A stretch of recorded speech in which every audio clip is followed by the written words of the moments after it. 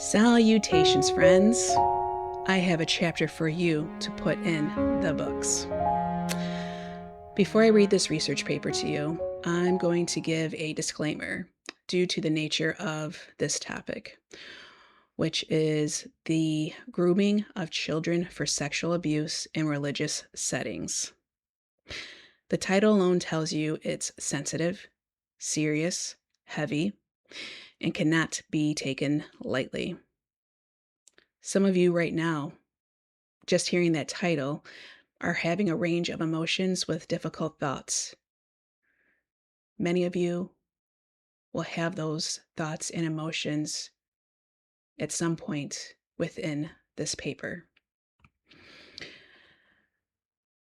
I have no doubt that many of you have this awareness that grooming happens not only in the church, but is done within our families, friend groups, daycares, at schools, in universities, organizations within those universities, athletics, and even after school activities like Boy Scouts, Girl Scouts, and 4-H.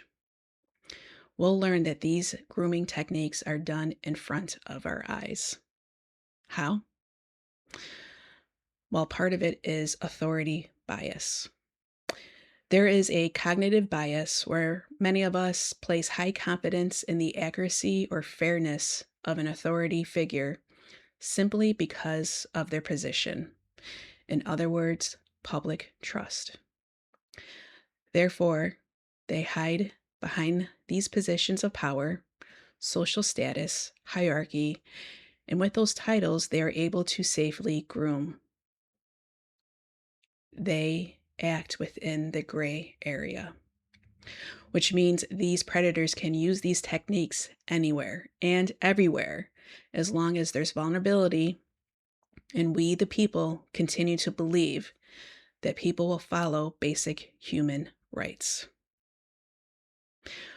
We are going to learn that not only do these predators groom children, they condition their caregivers, those who they see as a problem, and the institution itself.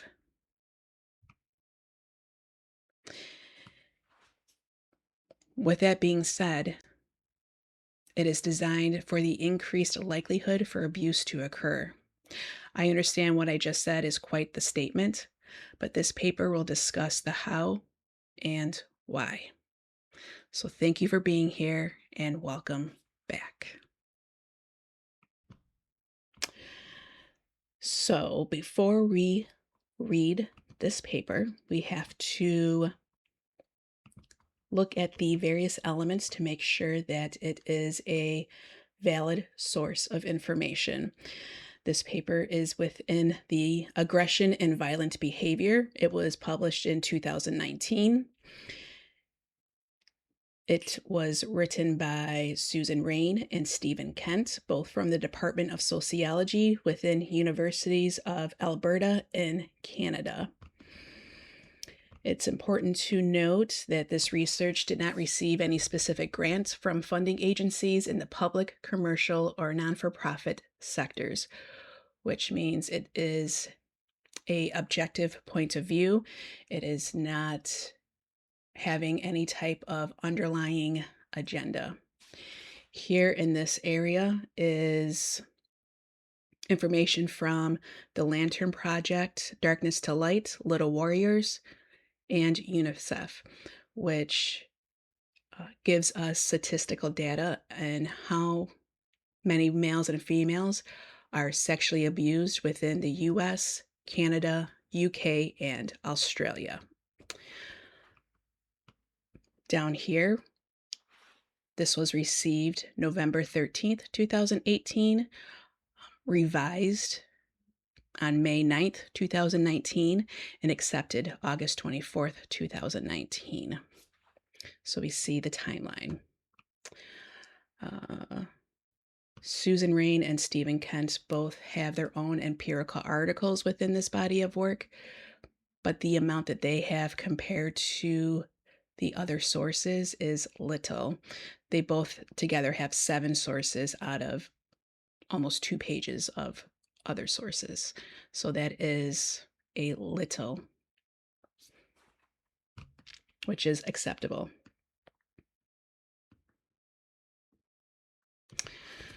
So here's the abstract. I'm going to read it first, and then we're going to have to break it down because it's a lot of information, and I've had to look up some of these terms myself. So this article examines the sexual grooming of children and their caregivers in a wide variety of religious settings. We argue that unique aspects of religion facilitate institutional and interpersonal grooming in ways that often differ from forms of manipulation in secular settings. Drawing from Christianity, such as Catholicism, Protestant, and Seventh day Adventism, in various sets, like the Children of God, the Branch Davidians, the Fundamentalist Latter day Saints, a Hindu ashram, and the Divadees. We show how some religious institutions and leadership figures in them can slowly cultivate children and their caregivers into harmful and illegal sexual activity. A number of uniquely religious characteristics facilitate this cultivation, which includes theodicies of legitimation, power, patriarchy, obedience, protection, and reverence towards authority figures. Victims' fears about spiritual punishments and scriptural uses to justify adult child sex. So, a lot to unpack.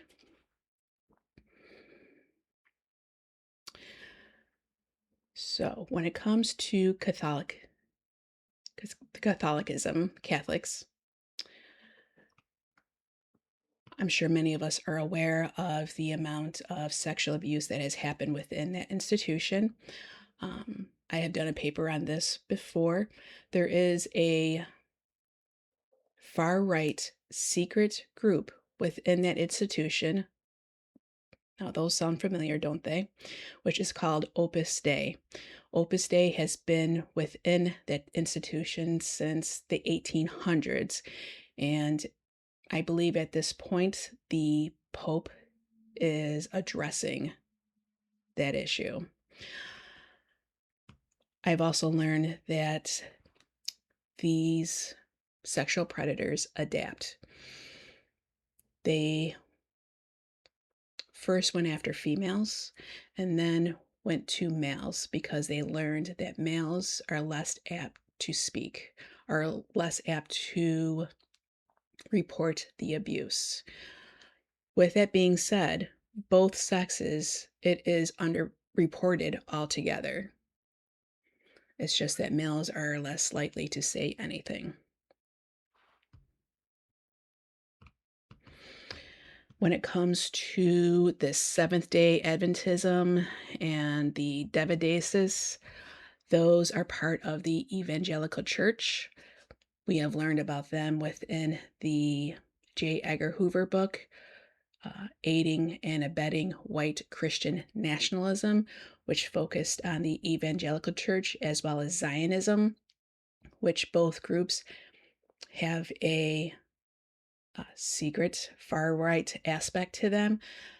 That is, as we know with Zionism, has a pattern of violent sexual abuse. And we'll learn today about the sexual abuse within the evangelical church.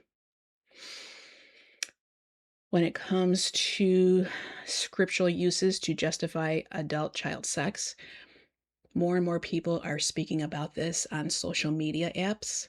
And I would also like to add that many of these religious institutions, as well as our Western culture, uses Sigmund Freud as foundational work.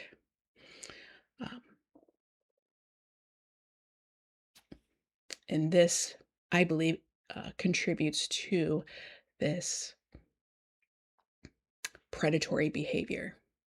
So, Sigmund Freud's most controversial theory is the Oedipus complex, which posits that young children between the ages of 3 and 5 experience unconscious sexual desires for their opposite sex parent and aggressive rivalry toward their same sex parent.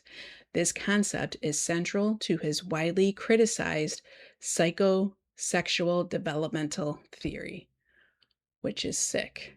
This is gross. And it gets worse.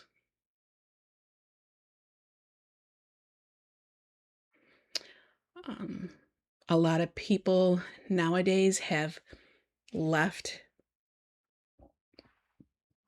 this type of philosophy, and Carl Jung has become more um, of a philosophy in academia as well as in medicine, which has me go to this.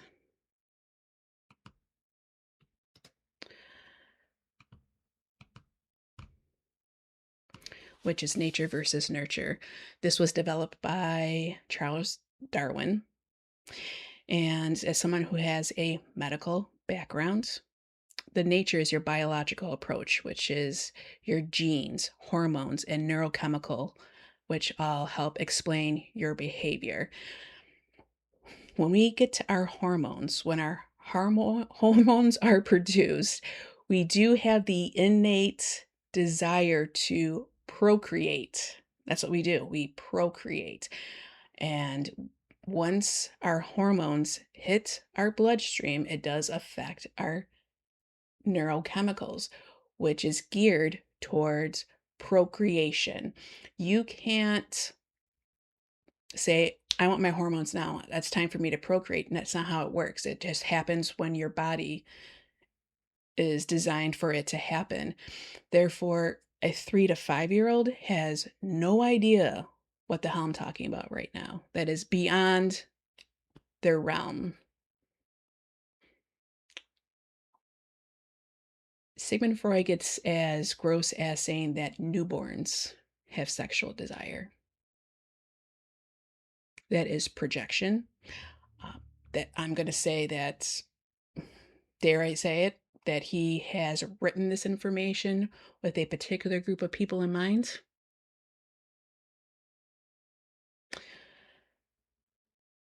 There's no way that a child or a baby has any type of sexual desire. That is a no. And I'm honing in on this because that's what many people think within these religious institutions.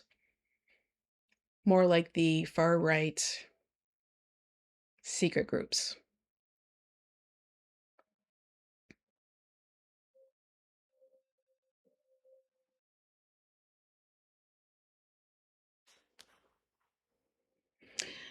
Next comes the psychoanalysis, which is his foundation as well, Sigmund Freud. Innate drives of sex and aggression, nature. Social upbringing during childhood, that's the nurture. So, with his teachings, and then you have these religious institutions, these two are going to be intersecting and causing some problems. It's predatory. Yes, we have innate drives of sex, but it's for procreation. And that happens when we get our hormones, which are testosterone, progesterone, and estrogen. And depending on the amount of the hormones that are within our body, will have us have either more of an innate ability or less of.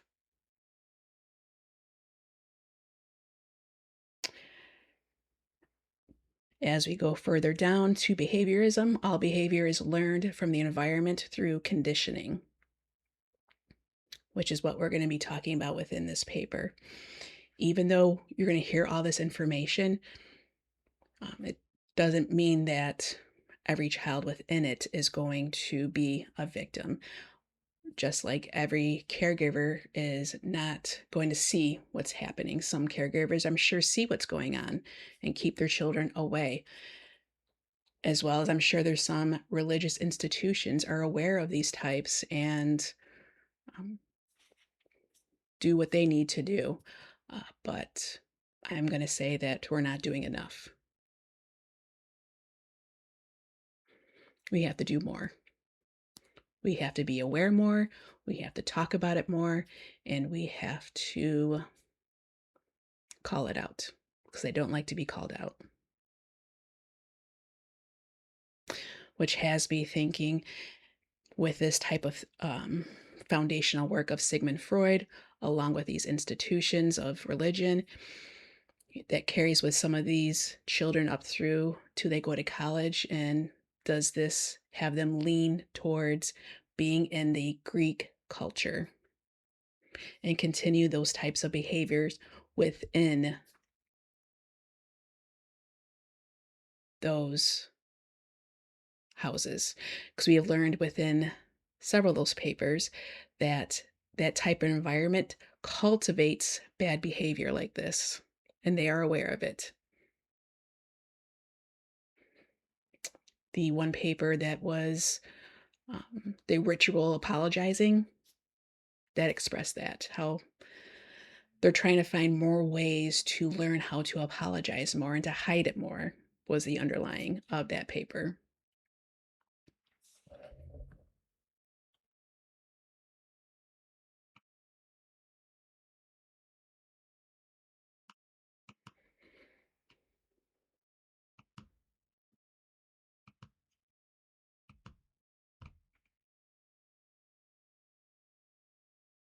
So here is the introduction.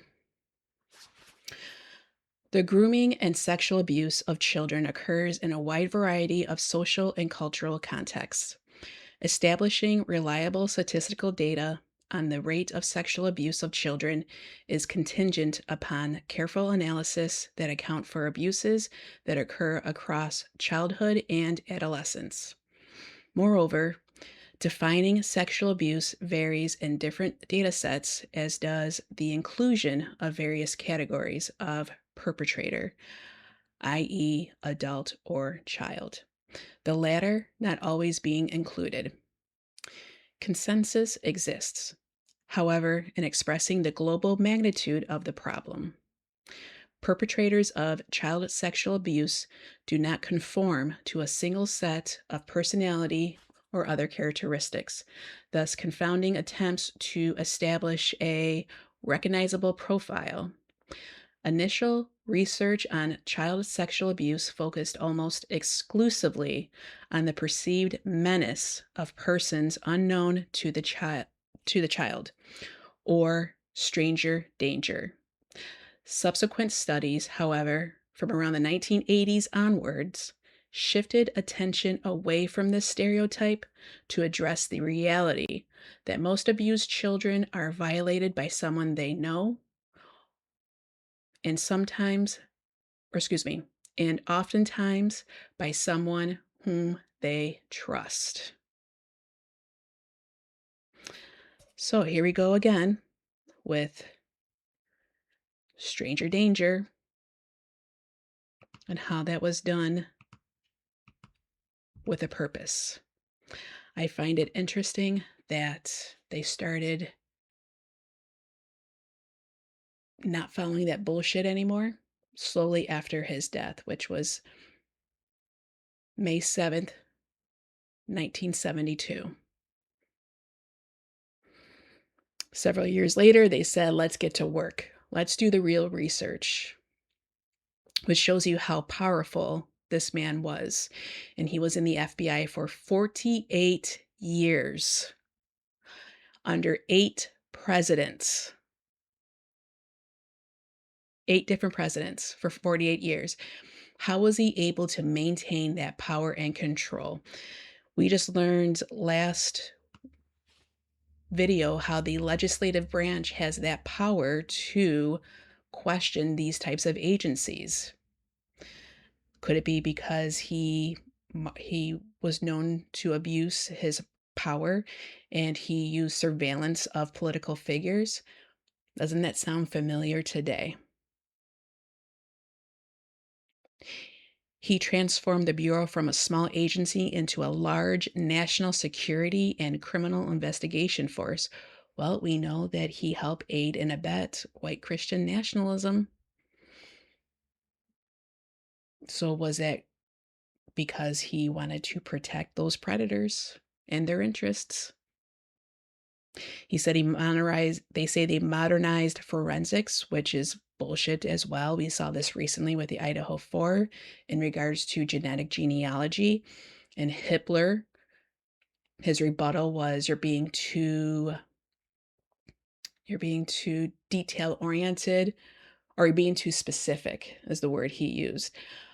Yeah, you need to be specific. When you're using scientific approaches, scientific labs, you need to be specific. You have to be detail oriented. You need a methodology. There has to be a standardization of foundational work done that includes a methodology that has to be done from the beginning throughout into the end. That's the scientific approach.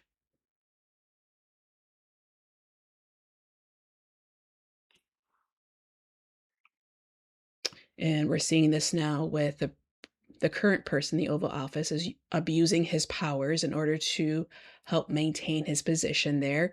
And we're seeing this now with the FBI in regards to the Epstein files, how they are withholding that information.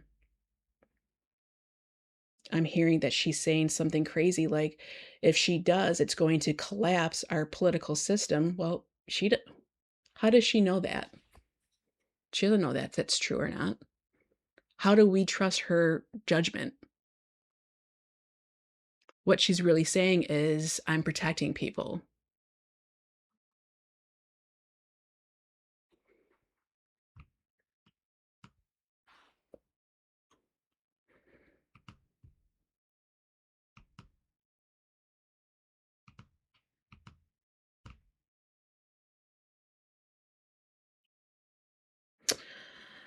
So, hence, in addition to abuse that sometimes occurs at the hands of strangers, children may be sexually abused by family members, which is called familial abuse, by known individuals outside the family, extrafamilial abuse, and in other settings such as schools, sports teams, daycare facilities, and religions.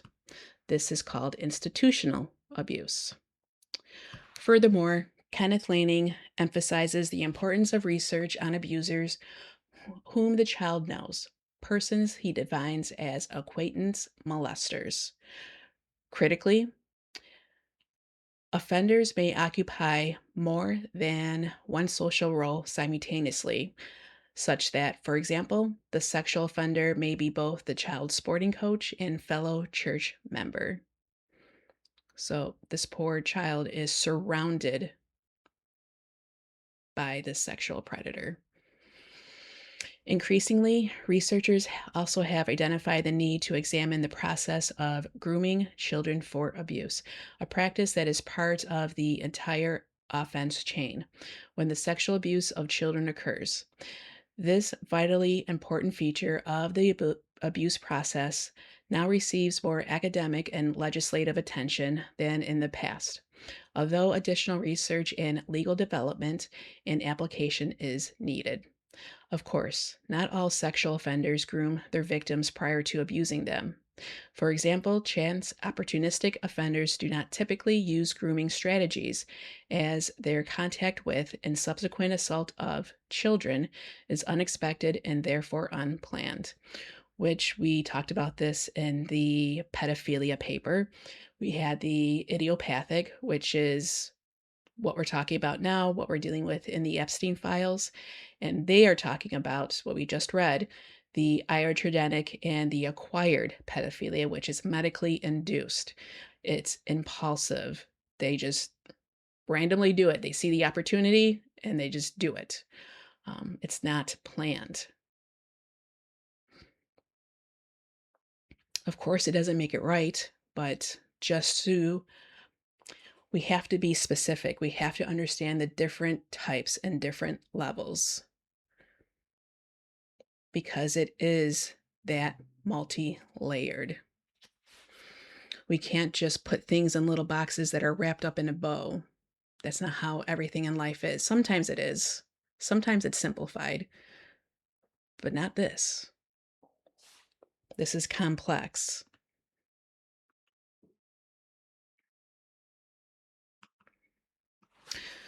The goal of this article is to examine the grooming of children for sexual abuse in religious settings, a context that is scarcely addressed in the literature.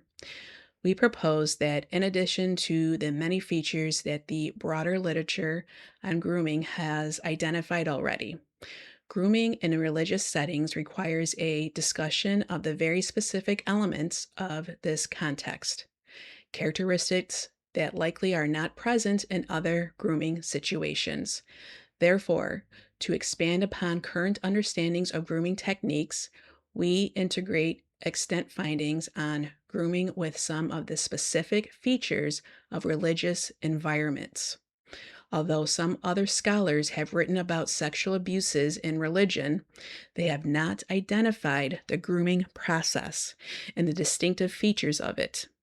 Thus, our work adds to the literature on grooming as well as to sociological and other research on abuse within religious settings more broadly.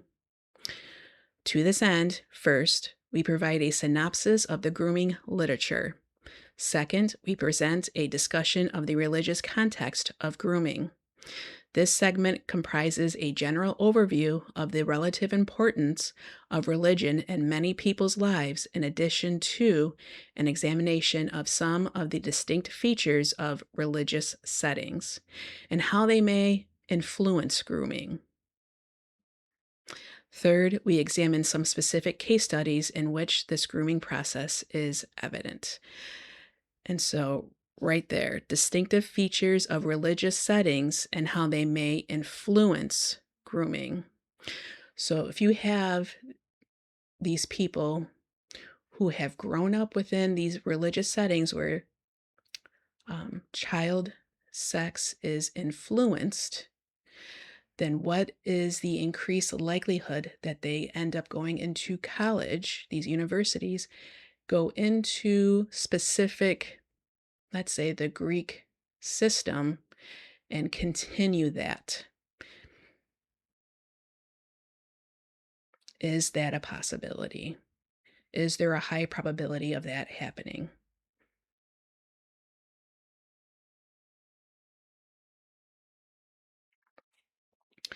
Grooming, defining and understanding the process.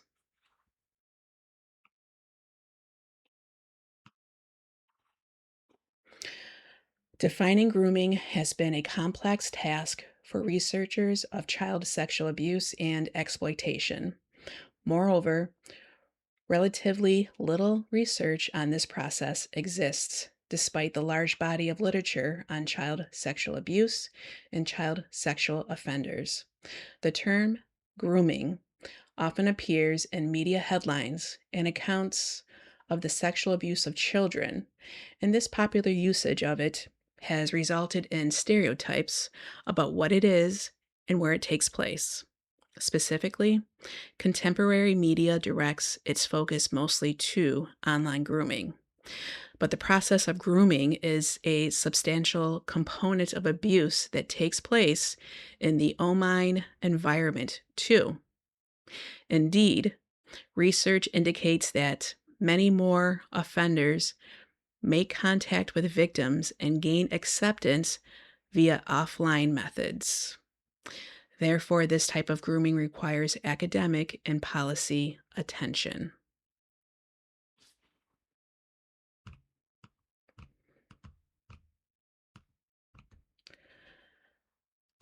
Despite the paucity of research on grooming, several definitions and approaches to understanding it do exist.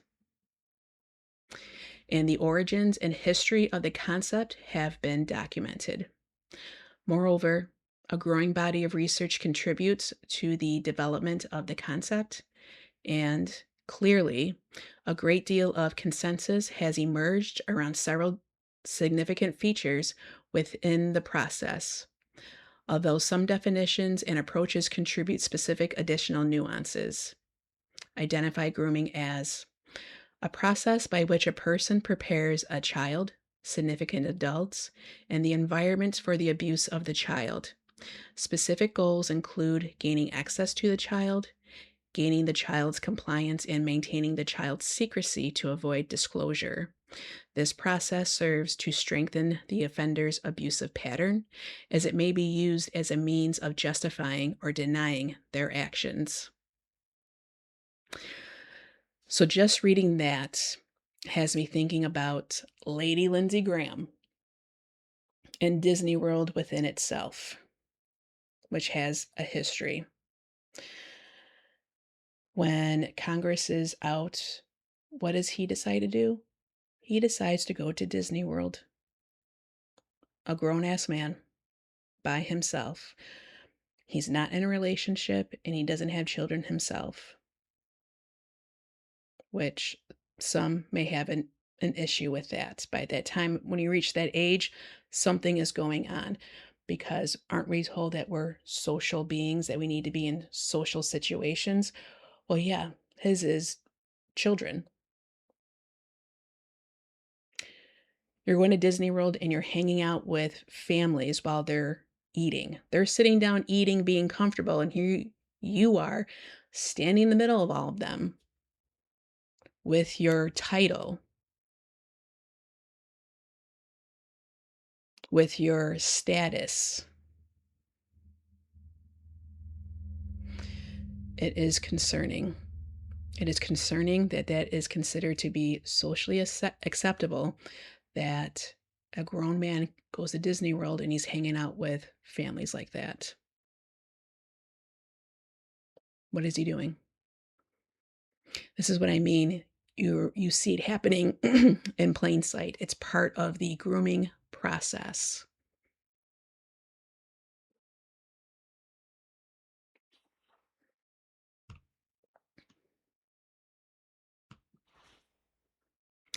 The authors distinguish three types of grooming: self-grooming, grooming the environment, and significant others, and grooming the child. First, self-grooming pertains to the way in which the child sexual offender denies the behavior as abusive or rationalizes it and excuses it. Second, when abusers groom the victim's significant others and the broader environment, they usually do so by occupying a position of trust. Sometimes this form of grooming is sufficiently effective that parents and other caregivers place so much faith in the character of the offender that if a child does reveal that he or she has been abused, then the adults may not believe the revelation. Grooming the family via befriending them often is a common means to access children. And we hear this happening within the movie industry.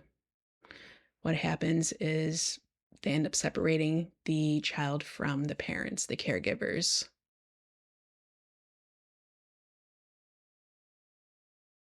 But with Lady Lindsey Graham, he's gaining trust. He's hanging out with these families.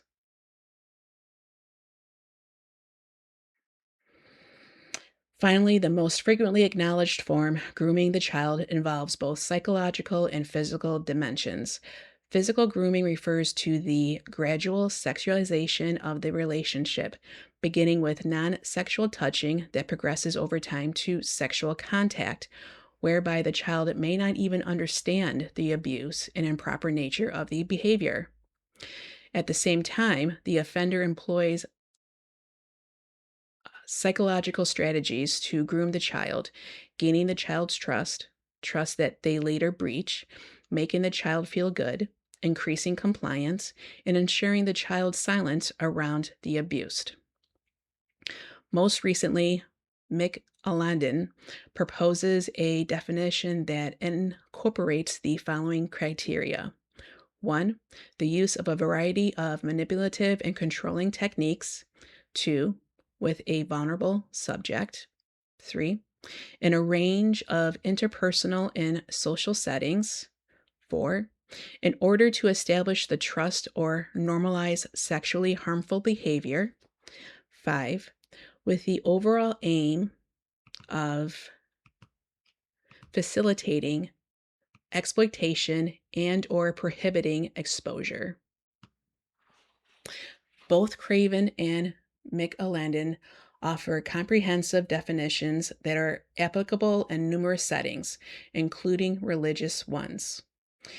Existing research acknowledges the variety of locations in which grooming might occur and explains also the diversity of specific means the perpetrator may use to secure the child's trust and compliance.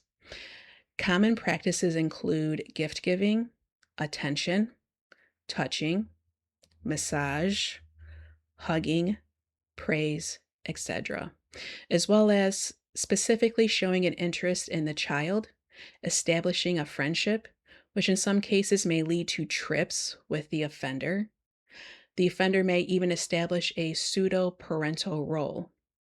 Offenders may also groom the child with access to prohibited activities, ones typically engaged in by adults, for example, drug and alcohol consumption and the viewing of pornography. Touching, however, is an especially common grooming strategy, one that capitalizes on children's innocence. Using touch. The offender will exploit the child's naivety and trust by introducing increasingly intimate physical contact, such as play acting, tickling, or wrestling, and even hugging to gradually sexualize contact with the child. The use of touch is particularly important as this determines whether or not the child is receptive and begins the process of desensitization. Gradually, the abuser will escalate the boundary violations of the child's body, which eventually accumulates in enticing the child to acquiesce to engaging in sexual activity.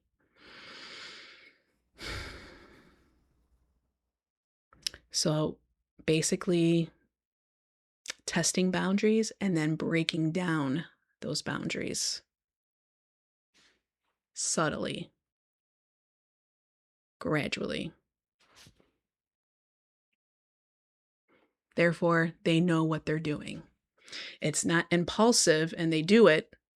This is slow and gradual and deliberate to gain their trust.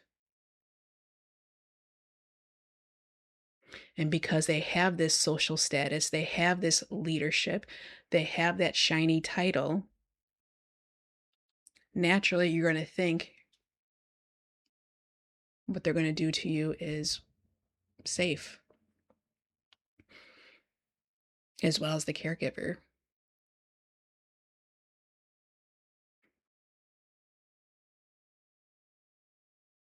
It's menacing.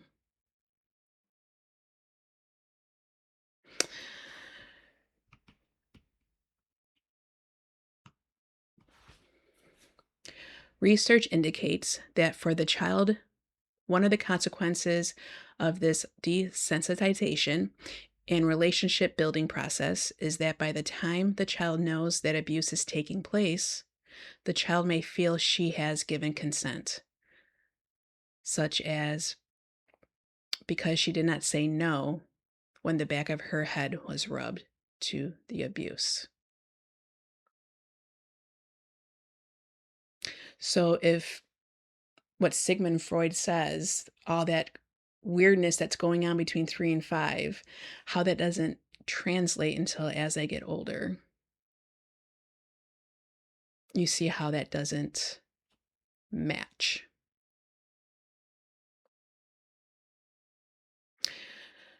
Touch in the form of tickling and playing may even occur in the presence of the child's parents, as it seems like innocent fun. Furthermore, Lanning characterizes some acts of grooming as comprising sexual acts in and of themselves when they cause sexual pleasure for the offender. Hence, in at least some cases, grooming is not a mean to sexual activity, but is the sexual activity. Additionally, the grooming process involves symbolic as well as practical dimensions as they contribute to the objectification of the child. Hence, children are stripped of their agency.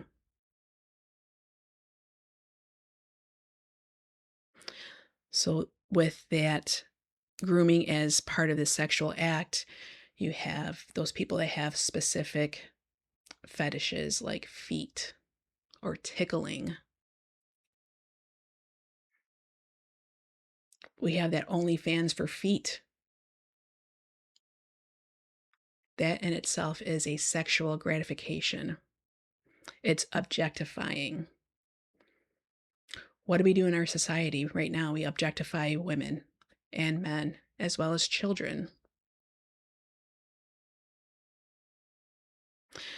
When grooming and abuse take place in institutional contexts, then offenders have exploited their social roles and the trust therein.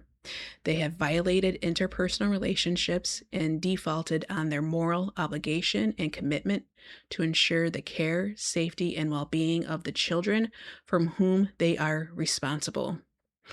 Research on institutional grooming has been limited, a problem that McAlendon's recent work addresses. Moreover, her discussion of Catholicism clearly invites further examination of religiously situated grooming. A caveat to consider in all research on grooming: many behaviors that are a part of the grooming process are not considered grooming when they occur in the absence of abuse. Thus, acts of affection, the provision of gifts, spending time together, and an array of other typical adult child behaviors are not necessarily indicative of an adult grooming a child. Indeed, typically they are not. This proviso applies to religious settings also.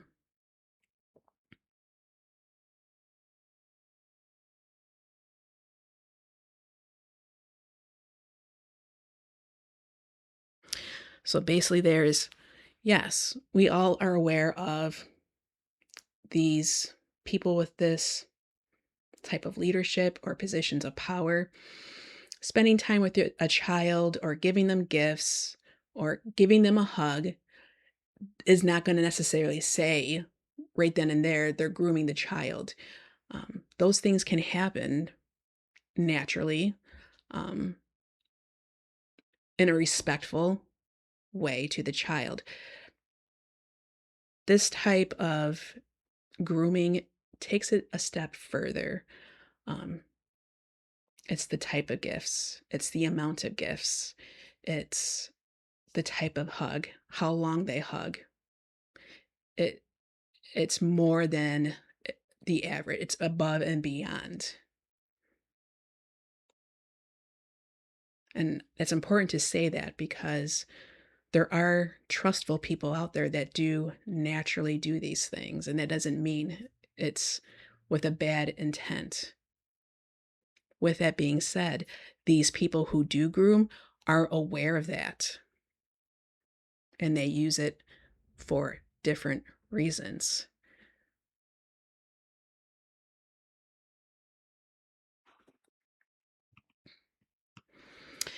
What makes grooming in religious settings unique?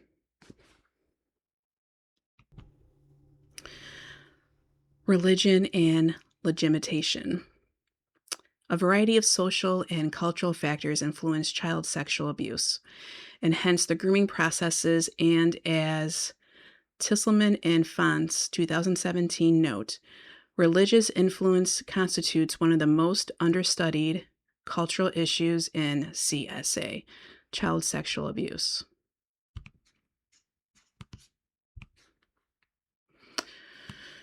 From from their interviews with nearly 40 individuals who work with victims of child sexual abuse, they found that the religion in which the child victims were raised affected the children throughout the entire victimization process.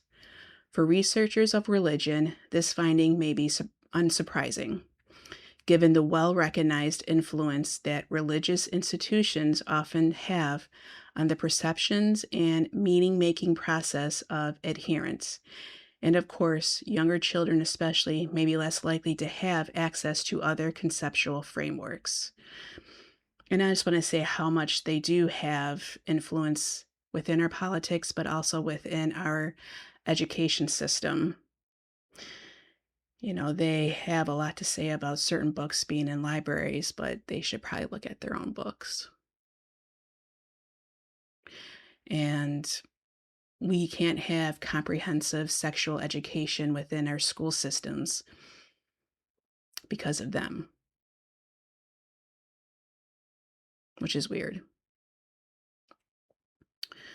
You're putting children in danger. You're making them more vulnerable. Many religions are major social institutions, although, as this article demonstrates, not all religious settings exhibit the typical or perhaps expected features of the religious institutions with which most people are familiar. Moreover, not all religious rationalizations for abuse occur within religious institutions per se. An individual, such as a family member, may not occupy a religious position of authority, but may still use religious rhetoric to groom a child. Religious institutions and religious ideologies and doctrines incorporate a range of specific features that shape the grooming process in several unique ways. Religion is fundamentally a foundation for human interaction and association. It fosters the establishment of communities that allow for the expression of shared meanings.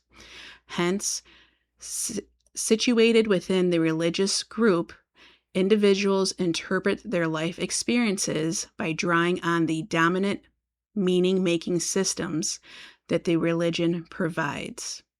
Religious institutions are adept at maintaining their belief systems as the only objective truths, and they normalize their beliefs and practices intergenerationally via religious socialization.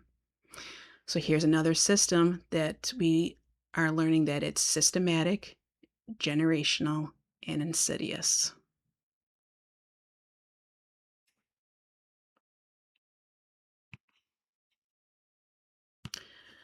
The process of legitimation, whereby religious posit their unique relationship to the supernatural realm, is vital because it allows religions to confer a high level of status and capital to their world views. Critically, when attempting to understand the world, events that occur in it, as well as their own experiences, religious adherents are likely to turn to this worldview above others. Drawing on Peter Berger McGuire states, the provision of meaning is particularly important for an understanding of religion because of the ways that meaning links the individual with the larger social group. Meaning is not inherent in a situation but bestowed. The bestowal of religious meaning is critical to our discussion. Children especially may not have the wherewithal to access alternative meaning systems when confronted with abusive behaviors that offenders bestow with religious significance. And, as Malcolm Hamilton notes, religion does not simply legitimate and make sense of the social order.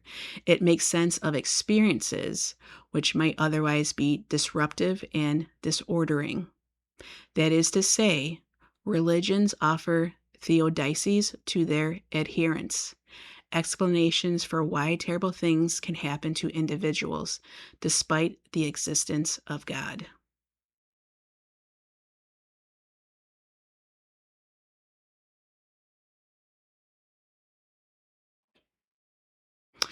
So it's being manipulative.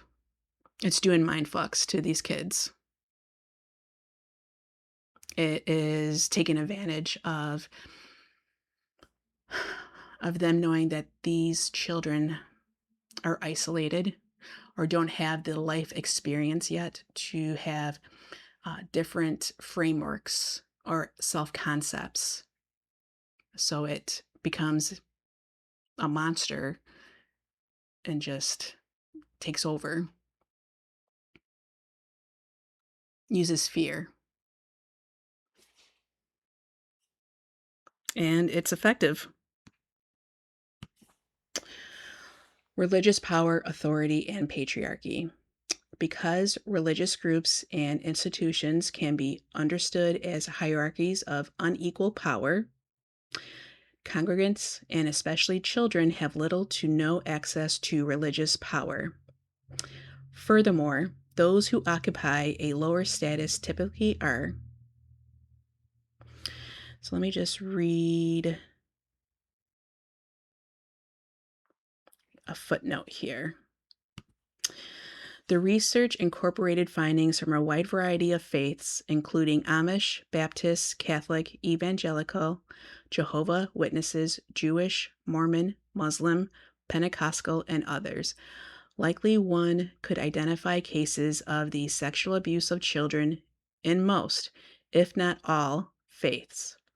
Though this reality may be difficult to accept, it is not unusual, given the rate of sexual abuse of children across society more generally. It would be imprudent to assume that religions are immune to such crimes against children.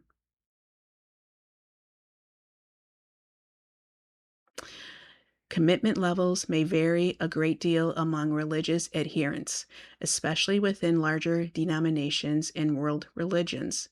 Children often are influenced by their parents or other caregivers' levels of commitment, although other factors may influence. So those are important to highlight.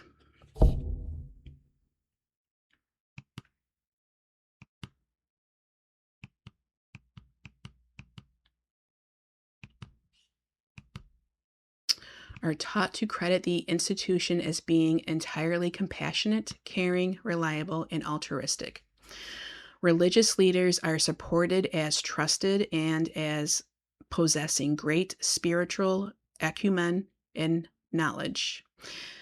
These dynamics allow religious leaders and authority figures to use their moral persuasion within a unique set of special opportunity structures for potential exploitation, abuse, and mismanagement. Religious power, authority, patriarchy, and opportunity coalesce to foster conditions that some individuals exploit to groom and sexually abuse children. In their brief discussion of religious grooming, Teltzman and Fantz found that sexual offenders used the authority of the religious institution to groom the child and justify CSA, child sexual abuse. They reported that in one case, the offender referred to God's authority, stating that God had ordained me to do this. They found that offenders who used appeals to religious authority made the child more compliant to grooming. Moreover, in some cases, abusers used religious narratives to legitimate the grooming and abuse as part of the child's religious education, in quotes. For example, this focus was evident in a family where the adoptive father, a devout Mormon, wanted to keep the teaching and training at home, end quotes, by drawing on the religious meaning system and the importance of religious teachings.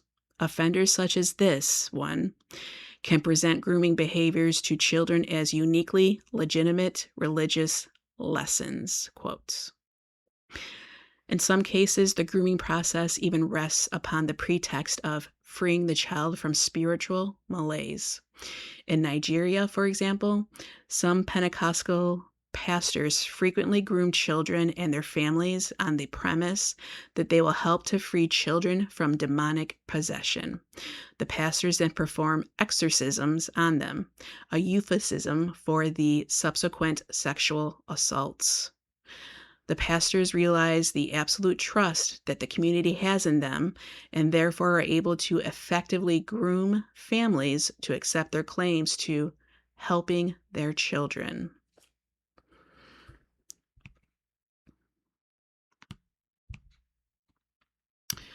Most religions offer the promise of salvation in the form of an afterlife. This assurance is extremely potent motivator in terms of religious behaviors, especially for those individuals with high levels of commitment to their faith.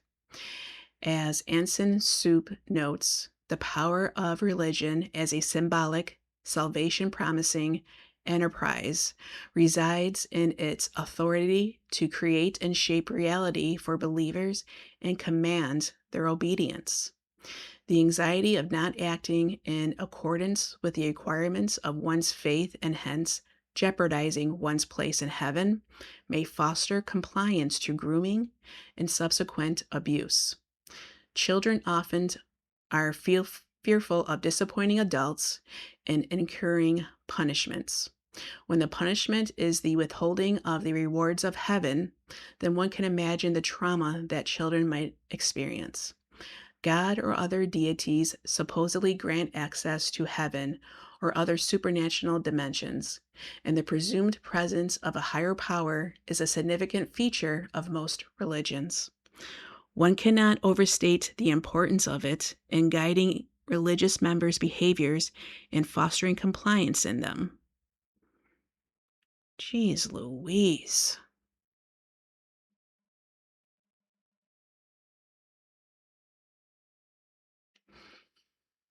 And this, I want to add that, and I'm aware many parents do this because they've been taught this, and it's just considered to be socially acceptable that you respect all the adults. You're supposed to respect your elders.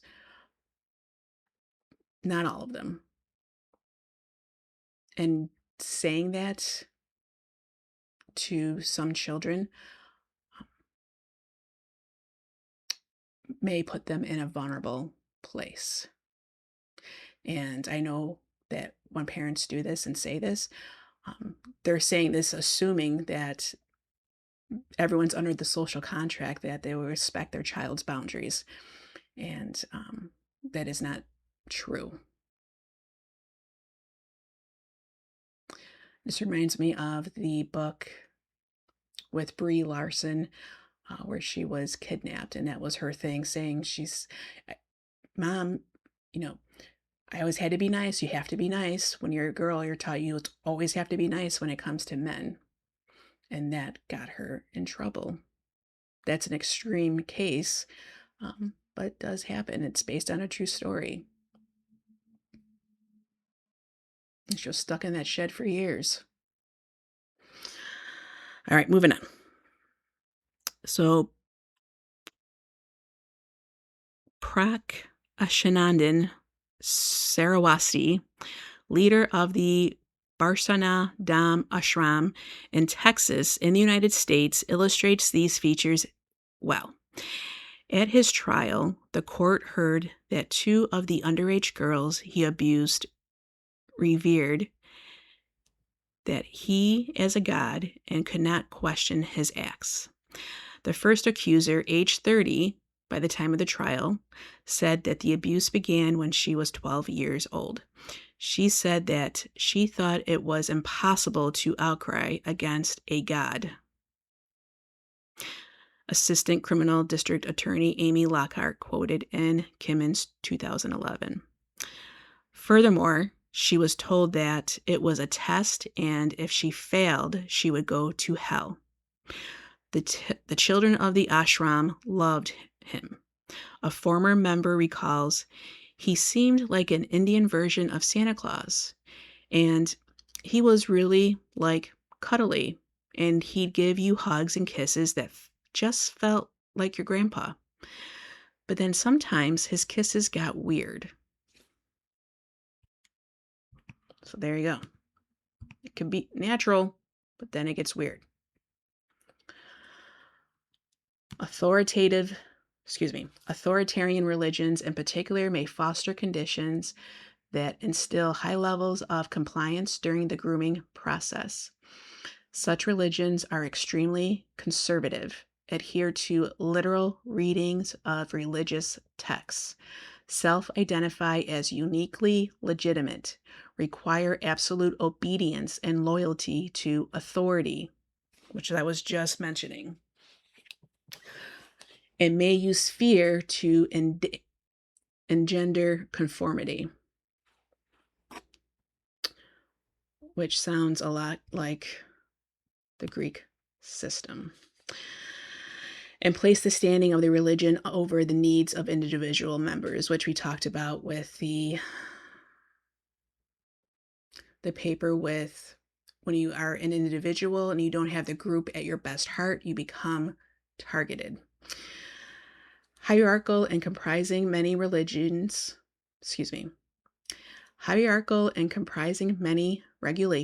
in this context, leaders may identify members of their community as specially chosen for particular tasks and roles. Fear of religious punishments for rejecting this role may be devastating. Religious obedience to patriarchy is a compelling feature, and almost all religions are patriarchal to a lesser or greater extent, but authoritarian religions are especially so, which is what we're dealing with right now in our political system. A compelling illustration of the power of religious authority and patriarchy occurred in the grooming of young girls in the Branch Davidian movement led by David Koresh. In this group, almost all members lived communally near Waco, Texas. Carrie Jewell grew up in the group and at age 14 gave testimony to U.S. Congress describing the way in which her mother had prepared her to become a child bride at 10 years of age of Koresh's, considering it as an honor. Koresh raped her in a motel room to which her mother had taken her. During her testimony, Jewell also spoke of the rapes of other young girls. One member of the religious community explained her reservations about the ages of Koresh's child wives, noting that they looked really young. She rationalized his abuses by saying that at the time, she thought he was just getting them ready. The adults in the community appeared to accept his sexual relationships with children. Koresh used scripture and his religious status to groom the parents. In this case, not to make Koresh seem likable or helpful, as is often the case with child predators, but instead to ensure that the parents consented to a sexual abuse of the minors, framing it as he did as religiously significant event. Koresh had proclaimed that, as a Messiah, God had ordained him to take multiple wives. Koresh used many religious justifications whilst grooming his community to accept his abuses, such that they became gatekeepers of access. In one sermon, he stated that, as the Lamb of God, he was entitled to have all the women and girls sexually.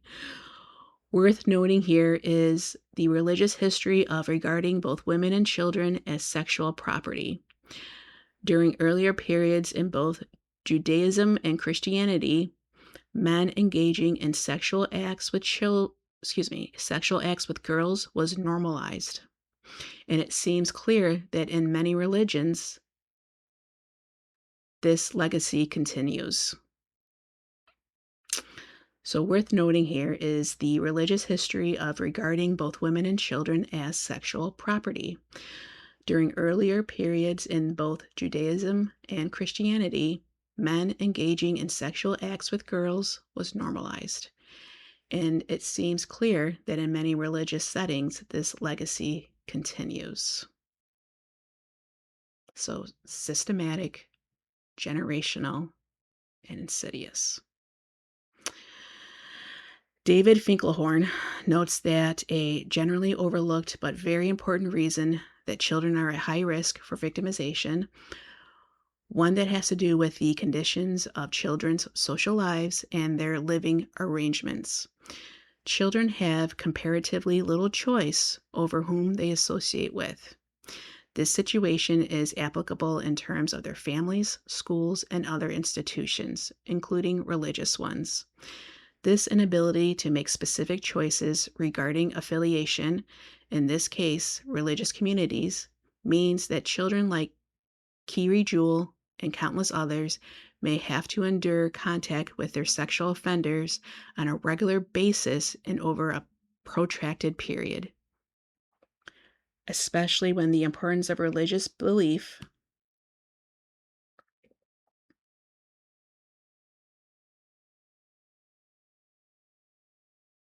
So, real quick in the footnote, in 1984, Koresh legally wed a 14-year-old. Subsequently, he illegally married another 14-year-old and a 12-year-old. Additionally, he married other teens, a 16 and 17-year-old, as well as a 20-year-old young woman. So, getting that first legalized marriage, so to speak, to a 14-year-old enabled him to keep doing it to others. And they're always messing with the consent age. Always. Every state, not every state, but many states mess with that consent age. And they keep trying to make it less and less, which is enabling.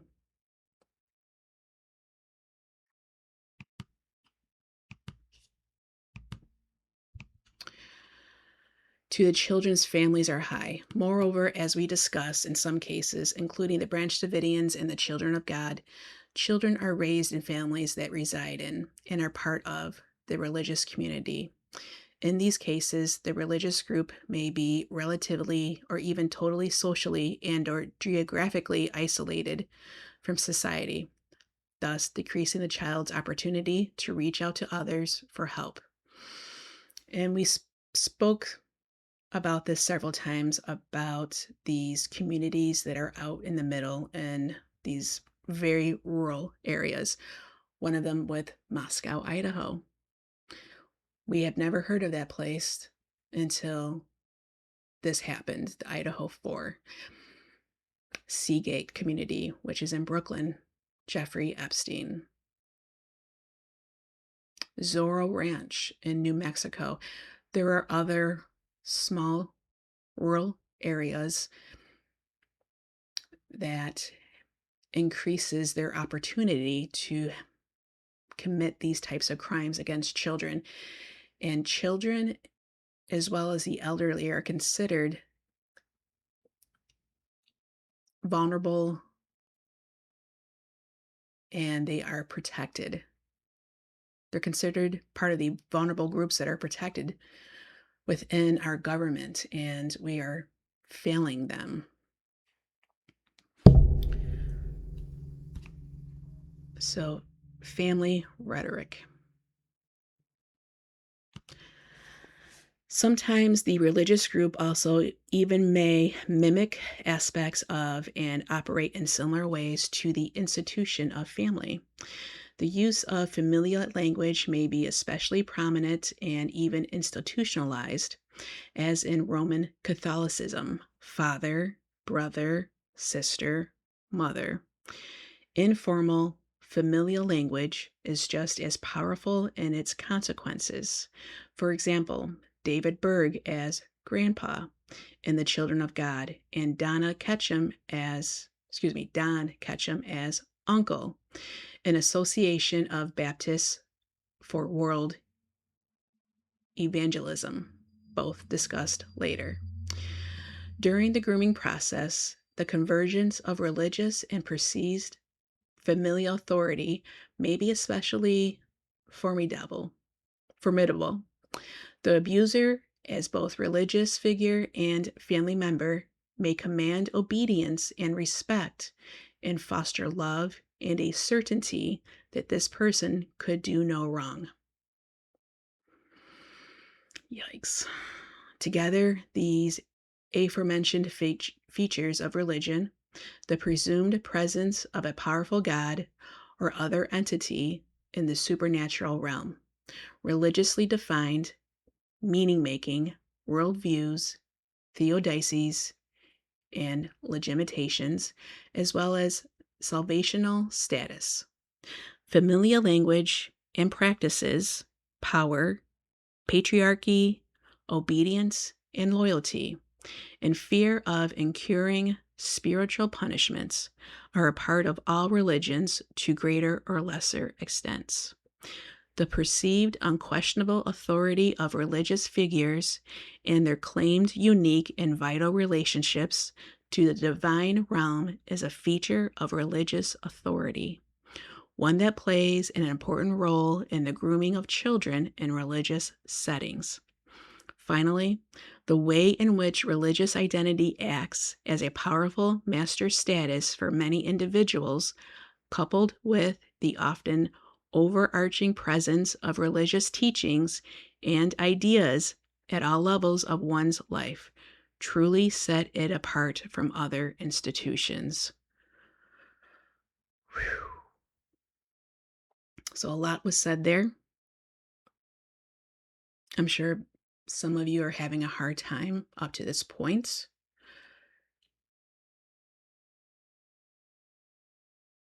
because religion is a major part of the world in many aspects, uh, especially within the US.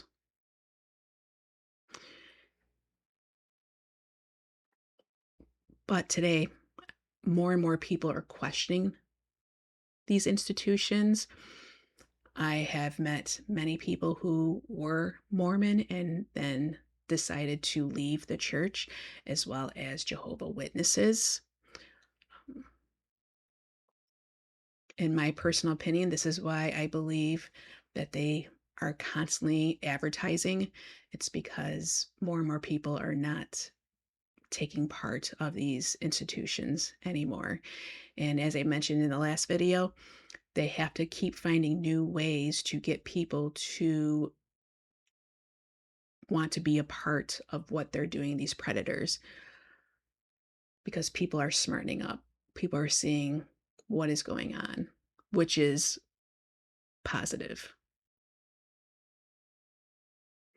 And if you are in one or were a part of one, this is where I say, give yourself grace because you see how easily you can be manipulated, especially when you're a child. And this is generational and it's institutionalized. It's part of the whole plan. It's a part of the whole scheme.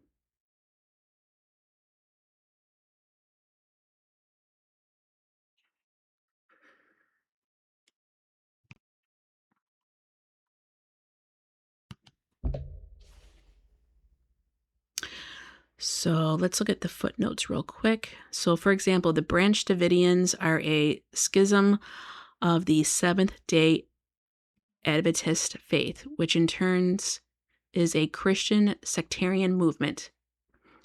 Media and many scholars typically label the Branch Davidians a cult. Likewise, one can identify the Christian of God as a Christian sect. Given, however, many of its characteristics, scholars often label it a cult or a new religious movement, as we do here. Generally, church refers to large organized religions that count the masses of society as members. Usually, they possessed a great deal of power within society, or formerly did, and now are integrated without much tension. Examples include Roman Catholicism and the Church of England. Denominations typically are accommodating of society, although not always, and are not cohesive enough or large enough to dominate society. Examples include Protestant and Jewish Reform religions sets having split from mainstream religions, are insular, distancing themselves from society.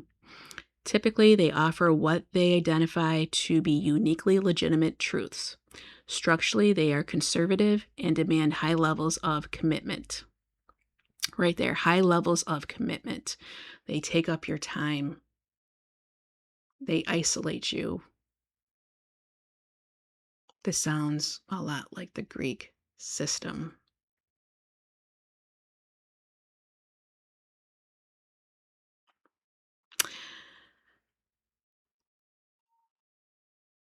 Jehovah's Witnesses, Seventh-day Adventists, and the Church of Jesus Christ of Latter-day Saints, Mormons, all are Christian sects. Finally, cults are unique religious movements having no official ties to organized religion. Cult movements usually are high demand and frequently are socially and sometimes geographically isolated from society. Cults and sects often emerge around a usually male, charismatic leader. Heaven's Gate, Scientology, the Order of the Solar Temple, and the People's Temple are examples of cult movements.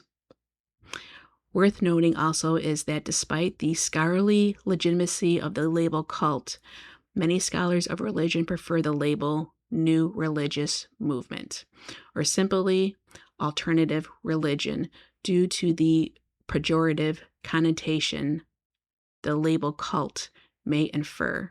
For a full discussion of religious categorizations and typology, see McGuire 2002.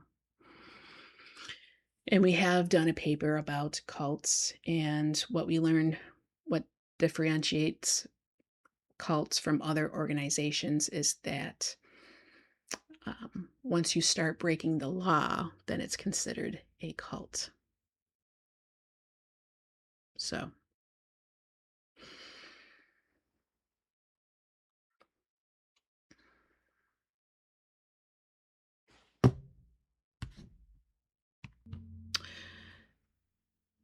real quick, I just wanted to add on with Jeffrey Epstein. I found this interesting in regards to J. Edgar Hoover. He was born in 1953 to 2019. Here we have, he was born in Brooklyn, taught at Dalton School in New York City, and then founded J. Epstein and Company to manage money for ultra-wealthy clients. And that was in the 80s. So in the 1972 is when he dies, J. Edgar Hoover. And this is when Jeffrey Epstein starts his grooming, basically, is at Dalton School, and then became a financier at Burns Stearns, and then starts his company in the 80s. So I just found that interesting. And Charles Manson,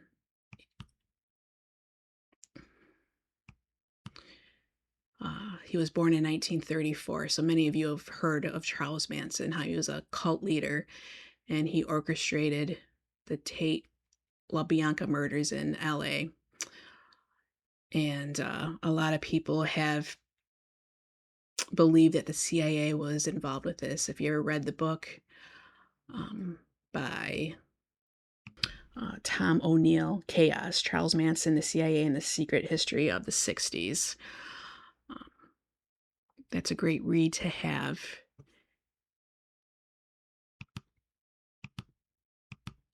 And the Branch Davidians were a 1935 offshoot of the Seventh-day Adventist Church, led by David Koresh from the mid-80s, following a 51-day armed standoff with federal agents that began on February 28, 1993. The group's Mount Carmel compound near Waco, Texas, burned on April 19, 1993, resulting in over 75 deaths. And just to note here that the ATF attempts to serve a warrant leading to a gun battle that kills 4 agents and 6 Davidians.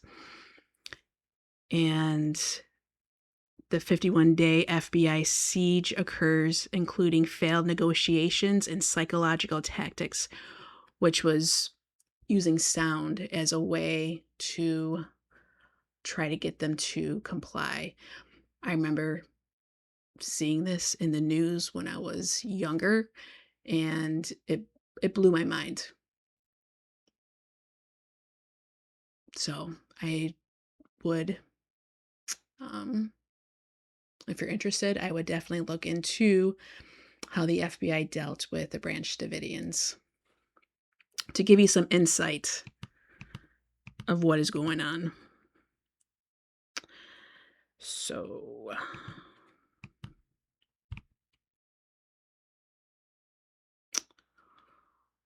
All right, so definitional considerations. And we just went over this a little bit with the footnotes. Thus far, we have referred to religion, religious institutions, and religious movements and groups in the very broadest of terms. But of course, religions are not homogeneous. It is beyond the scope of this article to articulate the entire spectrum of religious categories in detail, and not all religions neatly fall into such classifications. Moreover, academics and others often disagree on the labeling process, and, more generally, scholars of religion are familiar already with the limitations of the conceptual boundaries of religious categories. Nonetheless, to aid in the understanding of different religious dynamics, we classify our case studies into church, the Roman Catholic Church, denominations such as conservative Protestants, SET, which is 7-day, and cult/new religious movements, the Children of God.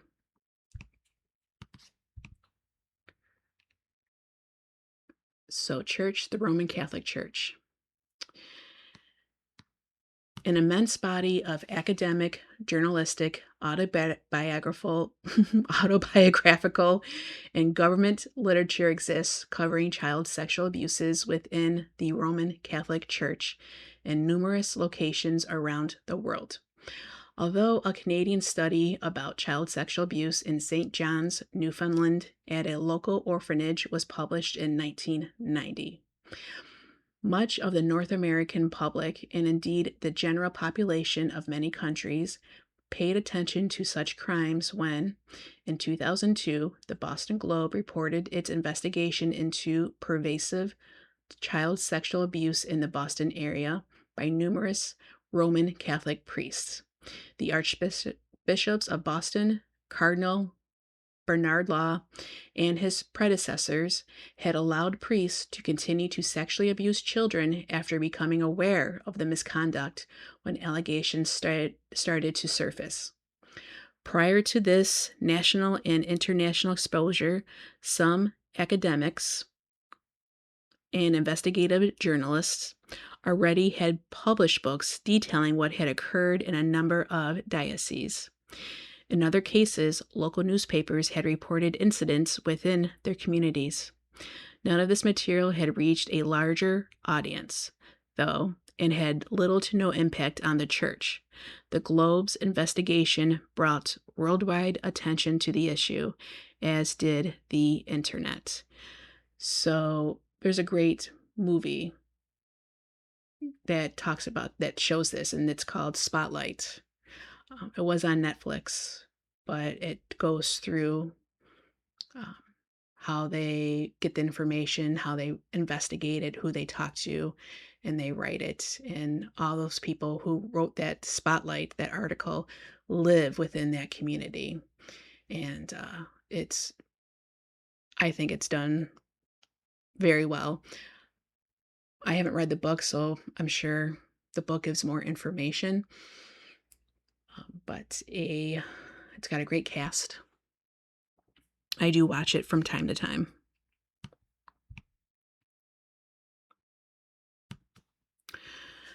We do not provide a history of the abuses, nor do we catalog the cases and statistics.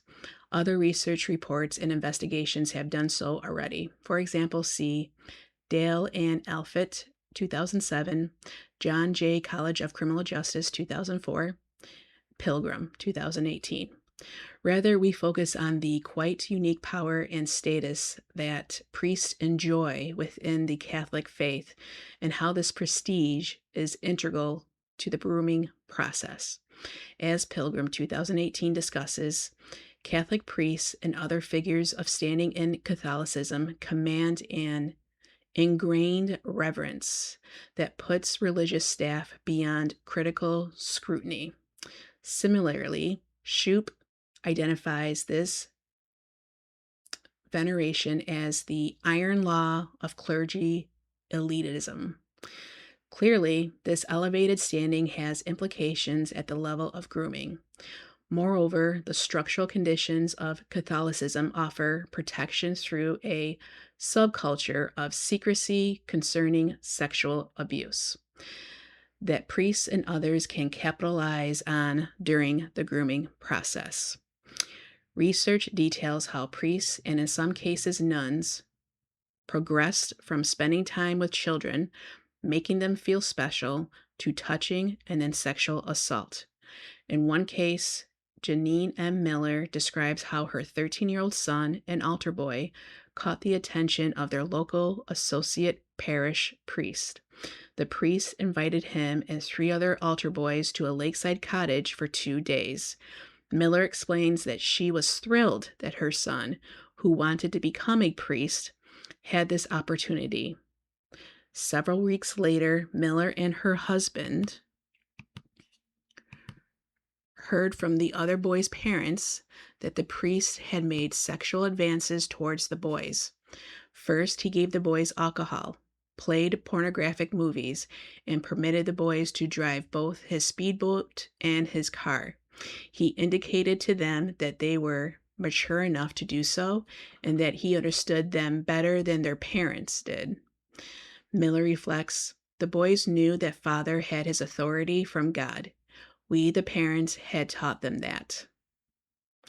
Though the people involved and the specific details vary, Miller's account is reflective of common themes: the importance of priests in Catholic communities and the absolute trust bestowed upon them by parents, children, and others.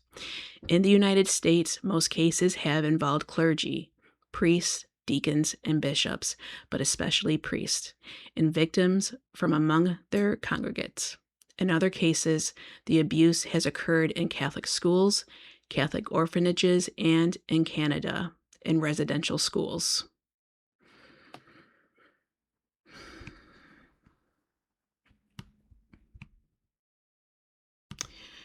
In their research into sexually abusive priests, identified that priests use what the authors term credentialing disclaimers in order to legitimate behaviors that could potentially discredit them. Hence, when victims questioned priests about the sexual acts, the priests legitimate them as being divine approval that need not be explained to outsiders, thus ensuring compliance for sexual abuse, and as we argue, for the grooming process. Moreover, as the authors note, Catholic children are unlikely to challenge such authoritative pronouncements. Doyle and Rubino report that protracted periods of grooming occur in most Catholic sexual abuse cases, and that although clerical abuse is always an aggressive act, many offending clerics did not acknowledge the aggression inherent to the grooming of children, in some cases even viewing it as beneficial to children. This rationalization may exemplify the process of self-grooming. Podles notes that in Catholic school settings, the physical abuse of children prepares victims for sexual abuse through intimidation. Moreover, in his thorough and unremitting catalog of sexual abuse cases, he found numerous forms of grooming tactics, including normalizing physical contact and creating secrecy around prohibited behaviors. Moreover, Catholic families clearly have been trusting of the institution and of individual priests to the extent that environmental grooming is evident. In some cases, priests would overcome the boys' inhibitions to create a transgressive spirit, using drugs, alcohol, and pornographic materials, in addition to capitalizing on the boys' natural physical urges.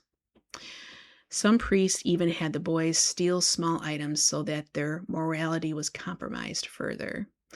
These forms of grooming also fostered a sense of co-conspiracy in the boys, thus ensuring their silence. Nudity, touching, masturbation, and nude swimming All are examples of grooming techniques, and in some cases, the priest framed the abuse as sex education or counseling.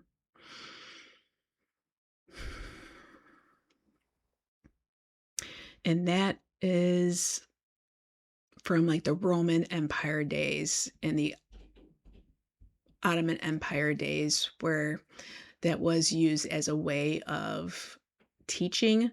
Um, but then the Catholic Church made it society more prudent so that they could do these things, is what I'm learning.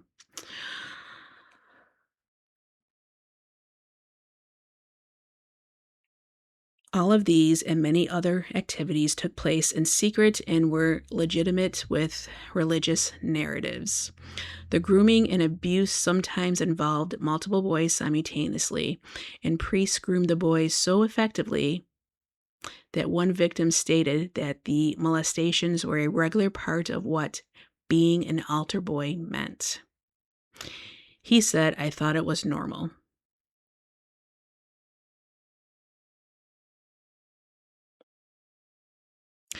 So let's just look at the footnotes here.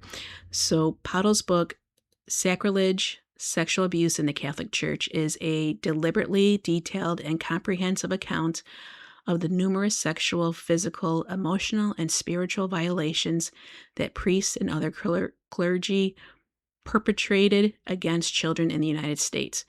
A practicing Catholic, Pottles wants readers to understand the full extent of the violence and pain children endured, in addition to the extent of the Church's reprehensible actions in failing to act. This book identifies many examples of grooming and abuse. Okay.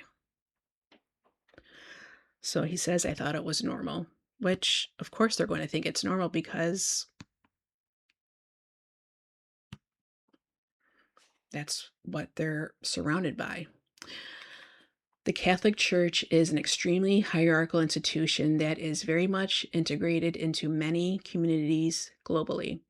Priests mediate Catholics' relationship with God. Mediate Catholics' relationship with God. Thus, they occupy immense positions of trust, positions that in some cases afford opportunity structures for grooming. Their authority is unquestionable, allowing them to offer explanations or religious legitimations for their behaviors. Obedience to religious authority characterizes the hierarchy, where children have no power. Fearful of disobeying God and his representatives, priests, and mindful of otherworldly punishment, going to hell. Children are especially vulnerable to manipulation. To question that which has been bestowed with religious meaning and significance often may be difficult, if not impossible. And it's really disappointing. It's really sad for these children.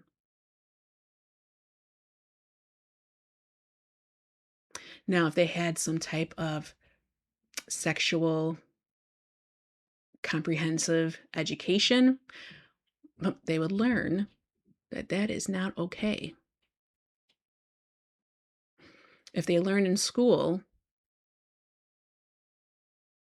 what is considered biological and what is considered um, what is right and wrong, and how to protect yourself, keeps them more vulnerable.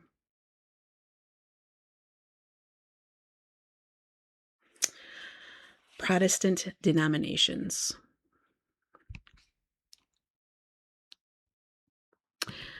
Since the initial exposure and the ongoing revelations of the extent of child sexual abuse and the official cover up thereafter, within the Roman Catholic Church, it may appear that it is the worst offender at the level of mainstream religions.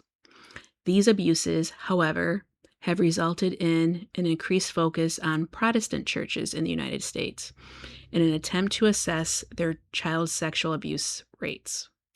Very little research exists, with most information coming from the media and insurance companies delivering coverage for churches. Ay, ay, ay.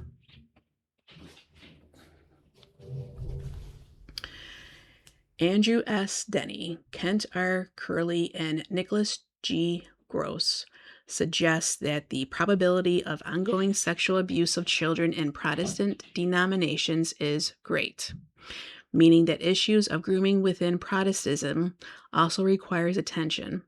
Unlike Catholicism, Protestants is not subject to a centralized authority like the Vatican, nor do its religious leaders, some of whom are women, operate under the expectation of celibacy. Instead, globally, there exist thousands of Protestant denominations, camps, ministries, outreach programs, and so forth. Thus, no umbrella authority is able to potentially mirror, report, and amend the problems of sexual abuse within the faith. Indeed, evangelical Protestant Baz, I'm going to say T, proposes that the situation in Protestantism is likely more severe than in Catholicism. The executive director of Godly Response to Abuse in the Christian Environment, Grace, and grandson of renowned evangelist Billy Graham, T and his organization are calling for reform and open discussion in a faith that is characterized by fragmentation and independence. The desperate nature of Protestant denominations stymies meaningful discussion and progress within Protestant communities, something that Grace and similar organizations are trying to rectify. Cases of child sexual abuse in Protestant communities appear in media coverage at times, but academic research or extended investigative journalist accounts are scarce. A recent investigative piece in New Republic by Joyce, 2017, examines the decades-long sexual abuses that children suffered at the hands of Don Ketchum of the Association of Baptists for World Evangelism, a Protestant movement that offers missionary opportunities for Baptist leaders and congregates.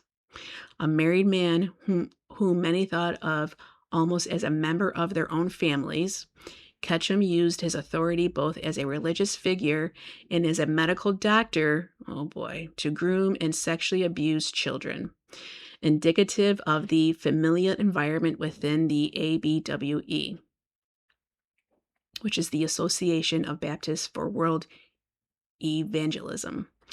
The children knew him as Uncle Don, a friendly and trusted family member to all. Joyce's research catalogs Ketchum's grooming and abuse in this conservative religious environment. In one case, Ketchum's grooming progressed from touching to unnecessary pelvic and breast exams, which he legitimized as a medical requirement, to raping his victims after threatening to harm her family if she said anything to them. Clearly, in this case, Ketchum moved beyond typical grooming behaviors to the use of threats and force to silence her. Given the diversity of Protestant denominations and their various forms of governance, hierarchy, levels of commitment, and so forth, it seems likely that grooming in Protestant settings is also diverse in its manifestations, and as Denny 2018 argue, more academic research is required to unearth the extent and types of abuses that occur in Protestantism around the globe.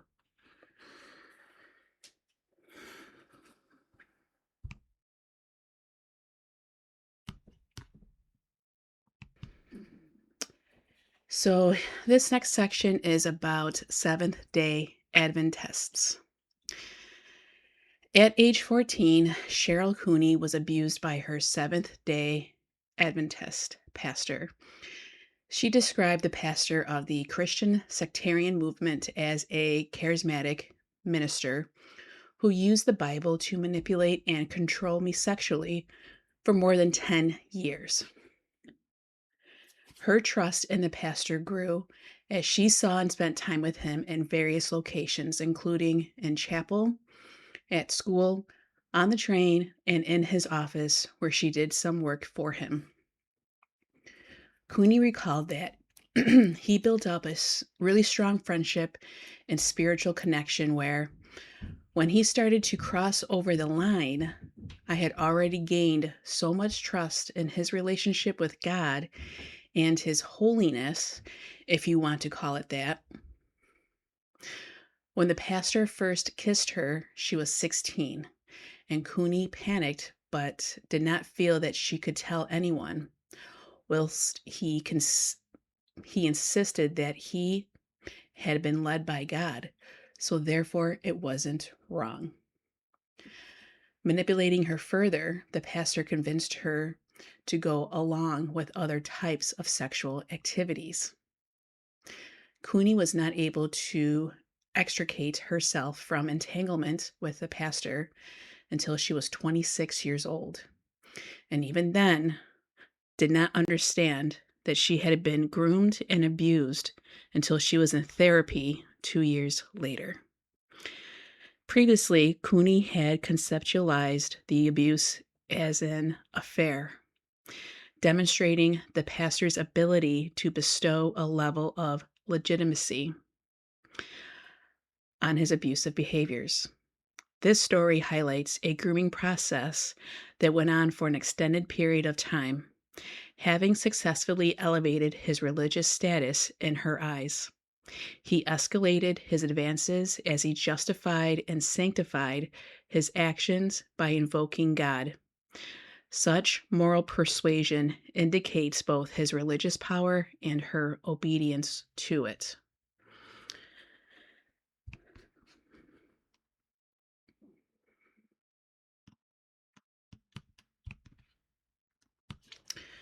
Taylor and Aronson Fonts report that the sexual abuse of children in Seventh-day Adventists likely is more prevalent than one might assume. They identify that because of the extremely high levels of loyalty that this religion requires, coupled with the focus on forgiveness, many abused children do not come forward, even when they reach adulthood. Indeed, they found that those individuals who did not report their abuse to their pastors, or excuse me, indeed, they found that those individuals, I'm having a hard time talking. Indeed, they found that those individuals who did report their abuse to their pastors were met with a reminder of the importance of forgiveness to the faith. I believe I'm having a hard time reading this because this goes against my, my thinking. This goes against what and look how they use the words, the importance of forgiveness to faith. It reminds me with Israel. We want peace. We're fighting for peace. Using these shiny words, important words, but in a different form, in their own personal agenda. It's definitely subjective, these words are, because peace can mean so many different things to so many different people. But under our social contract, we believe that peace is not killing people for their land. We believe peace is allowing to stand up for yourself.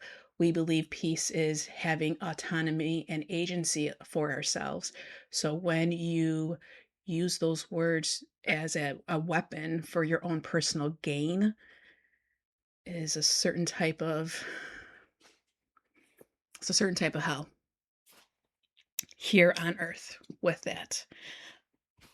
So when someone is being sexually abused by someone that they trust and comes forward, which is difficult to do, First of all, we're learning that it's difficult to even realize you know what's going on. And when you do, you feel shameful for it because you think you allowed it. You have consent to it, which is not true. And then to have the bravery to come forward and to be told, you know what, have forgiveness to be faith. Have forgiveness to the faith.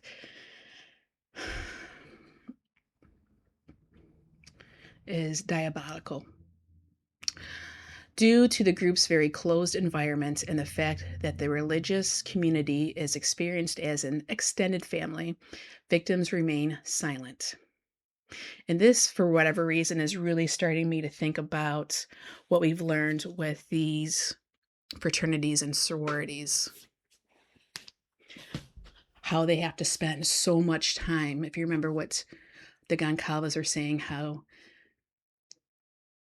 Kaylee and Maddie, how when they were put into two different sororities and they didn't see either one of them for a long period of time because the amount of commitment they had to make in order to remain within their sorority. And so that's isolating them, it's taking up a lot of their time, and they're being almost taken away from best friends and family. And that's done by design. Compounding the situation, religious leaders and other Seventh day Adventist adults instill complete, unquestioning obedience in children from a very young age.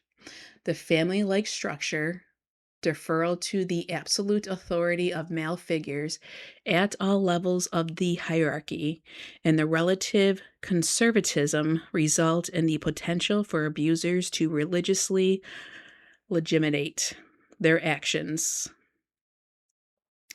Taken together, these features of the religious organization and community contributes significantly to the ability for offenders to groom already obedient and compliant children for their sexual advances.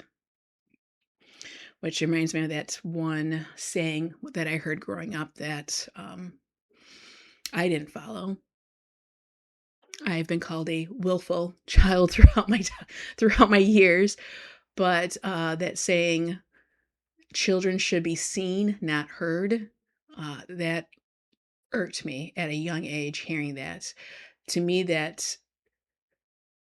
uh, that made me mad, obviously, but fearful because why would adults say some shit like that? That's you're taking away my voice. You're taking away you're just like stifling my spirit. And I was, no, no, no. It wasn't within my family that I heard that. I heard that through other friends' families or at school or when I would go to my friends' churches that was passed around. Um, I'm sure probably why they said that because they saw I wasn't that type of a child. But that saying holds a lot of weight within those words.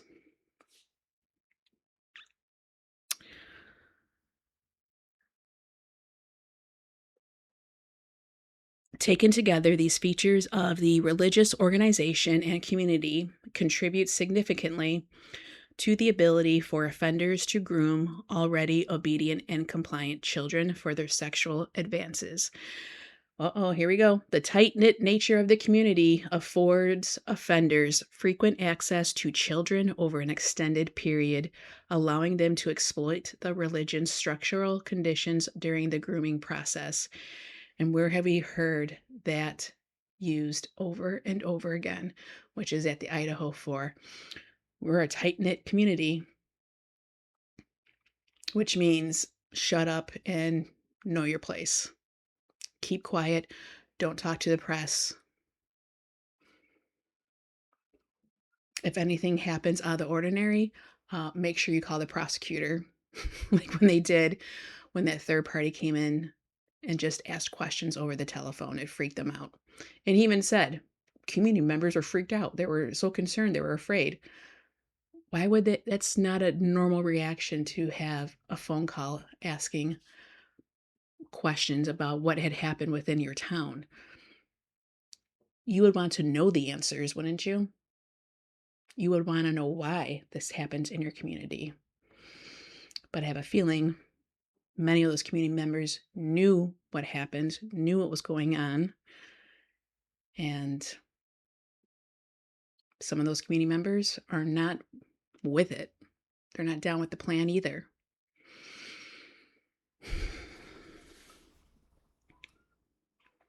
So the seventh day, we're going to read this footnote down here. The Seventh Day Adventist website, Advent Source, includes a page identifying the need for parishioners to be vigilant against sexual abusers, stating that child sexual abuse is not just a Catholic problem. So even though they are advertising it, um, it's still important to make sure that they are following it, that if they're talking the talk, they have to walk the walk, that their words and their actions match.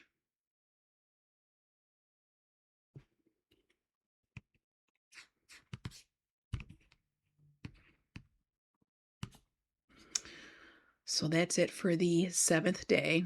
And here is a cult, the Children of God, which is before my time, but I do remember hearing about them in the late 80s, early 90s still, which is important that we still continue to talk about all these types of sets and cults and parts of these religious institutions so that we don't forget.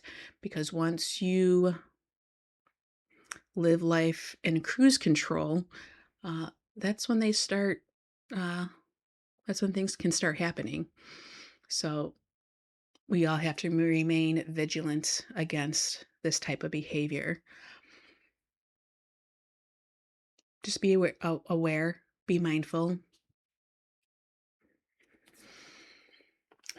Emerging in the 1960s, the Children of God, COG, hereafter, headed by leader and prophet David Berg, 1919 to 1994, offered a profoundly different image of Jesus. Departing from mainstream Christianity, Berg, who had been a Christian and Missionary Alliance pastor, proposed a revolutionary Jesus, one that spoke to the goals and needs of the disenchanted youth of the American counterculture. Oh boy. Despite requiring chastity in the group's early incarnation, Berg developed a belief system over many years that encouraged open sexual relationships among adults, among children, and eventually among adults and children. Oh, geez. The COG differs from most other religions because of its focus on sexual liberation. The grooming and abuses of children were open within the movement and actively encouraged. Throughout the 1970s and 80s, Berg wrote and transmitted thousands of publications known as Mo letters to his followers around the world, most of whom lived in communal group homes in the United Kingdom, Europe, Australia, the United States, South America, the Philippines, and elsewhere. These illustrated letters contained Berg's theology on many subjects, including sexual practices. Some publications documented adult child and child sex in Berg's own home, including his sexual abuse of his granddaughter.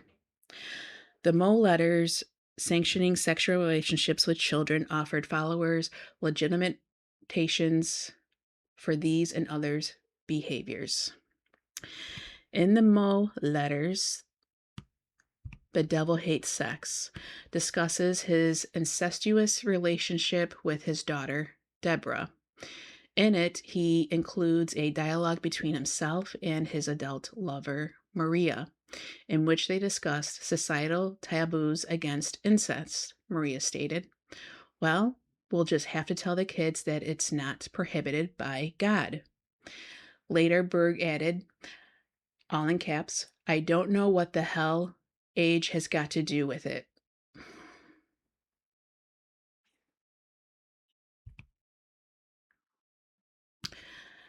Some publications on sex, for example, the comic series Life with Grandpa, were written specifically for children. These series relates how Grandpa Berg, note the familial term, taught children about sex. Both The Little Girl Dream and Heaven's Girl include images of Berg with children. In the former publication, he described being in bed with a dark haired little girl of about 10 or 11 who he claims seduced him. Please. See, this is this crazy Sigmund Freud stuff. He alludes also to the grooming of young girls to become flirty fishers. Heaven's Girl tells the story of a young girl who fights the end times armies of the Antichrist, and the process allows them to rape her. All right, I want to read the rest of the footnote first. Given a lack of more recent research, it is impossible to estimate the extent to which this warning has had any impact. And this is back to the Seventh day Advent.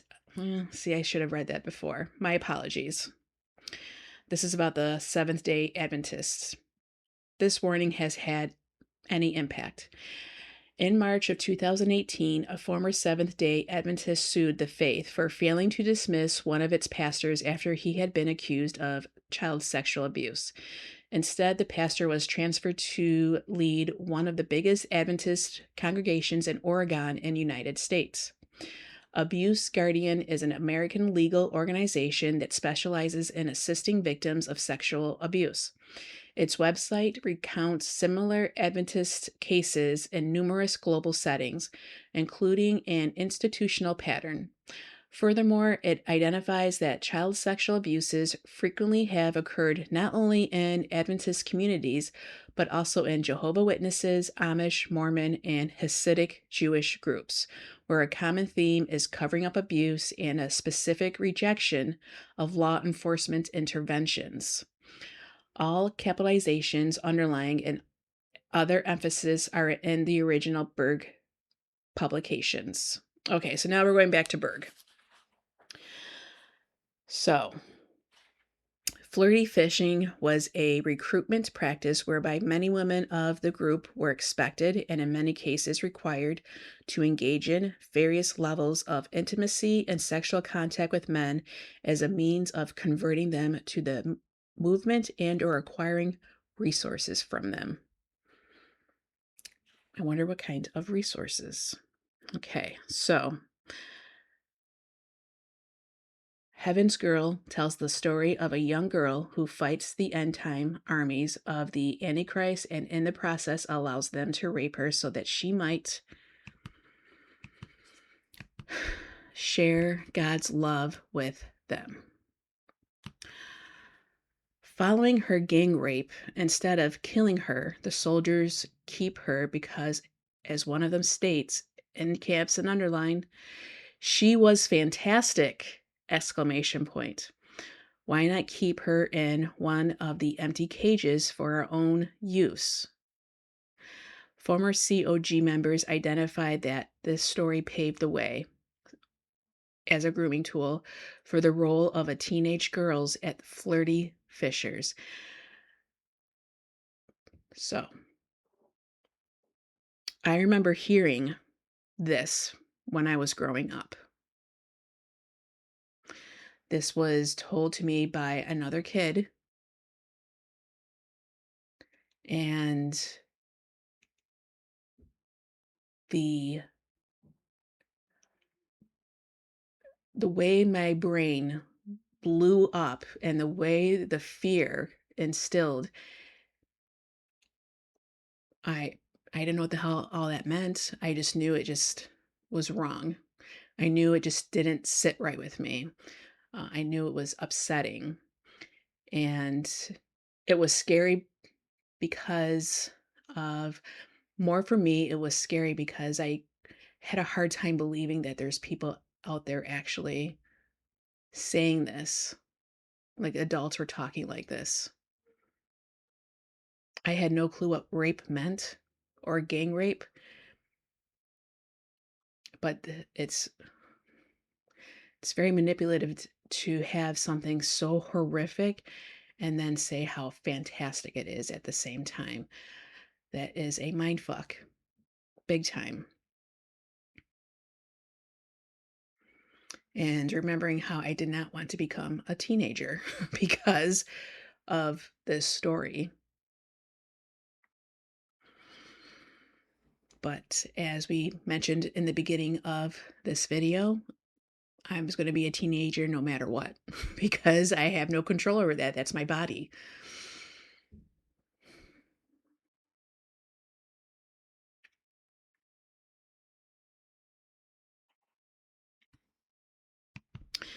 And it also has me thinking how when I worked in the youth residential facility, there were several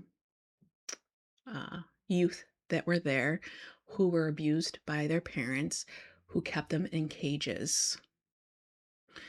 And this is within the 2020s, early to like 2018 to through 2020 is when I worked there.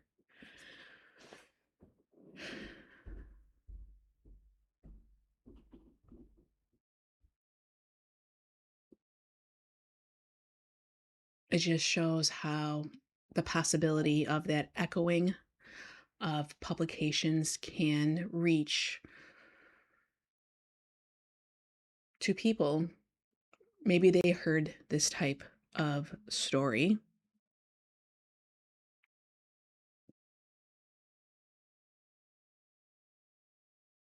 It's very unfortunate.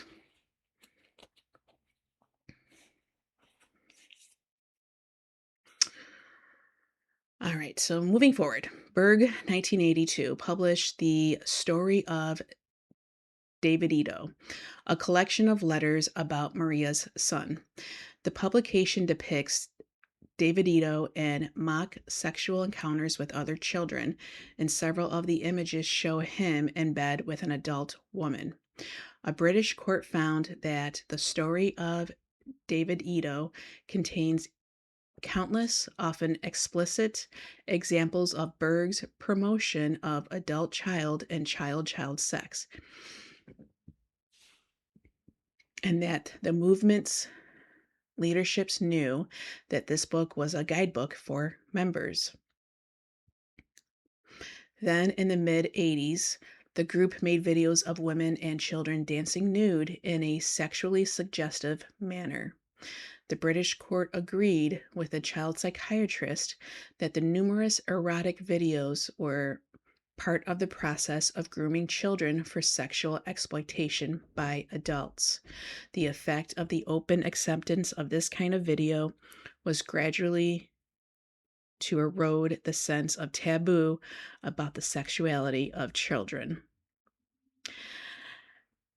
Evidentially, using written and video materials, Berg institutionalized the grooming process for dissemination to his followers. Berg used his theology to frame sex with children as a divine right bestowed upon him by God. He groomed the community not only to legitimate his own sexual abuse of children, but also to re-socialize, groom adult members so that they would engage it in themselves with their own and other children. James Chancellor notes that sexual activity between adults and children was an accepted practice in a number of COG communities. Not all members, however, became abusers. Some reported not witnessing abuses in their locations, whilst others left because of it. Often, religions offer legitimacy for practices that may either justify or challenge the normative social order. As the leader of a religious subculture, Berg challenged normative sexual and familial practices, grooming his followers with religious rhetoric and justifications. The effective grooming of the community resulted in adult child sex losing its taboo status. Moreover, a common motif of Malarian movements such as Children of God and the Branch Davidians is the frequent abol- abolition of conventional morality. Believers set themselves above and outside of society's laws. When the normal constraints that some Malarian groups ignore include sexual taboos and laws, then children and teens often become predatory targets. Clearly, however, the grooming of COG communities around the globe was not entirely effective since not all members subscribed to Berg's theology. So here is a footnote here.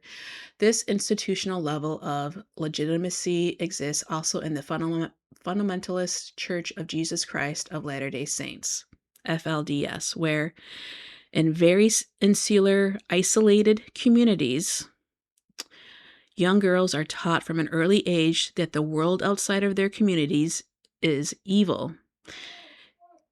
Consequently, when underage daughters are married off to often much older men in polyamorous marriages, they have no choice in the matter and few options for recourse. Moreover, even when such crimes become known, there is usually difficulty to convince child brides to testify against their parents and community. Following the raid on the Fundamentalist Church of Jesus Christ of Latter-day Saints, yearning for Zion Ranch in Texas, officials found that the young boys there were at risk of being groomed to be future sexual abuse perpetrators. In southern India, the Devadas, servants of God, are young, prepubescent girls whose parents sell them to be temple prostitutes for wealthy, upper caste men. The girls are forbidden to marry, and their virginities are auctioned off. The goddess Yelema is used as a justification for the practice. The girls are doing service for her. The girls have no say in the matter, and once their roles as Devadeses are over, they usually end up becoming street prostitutes.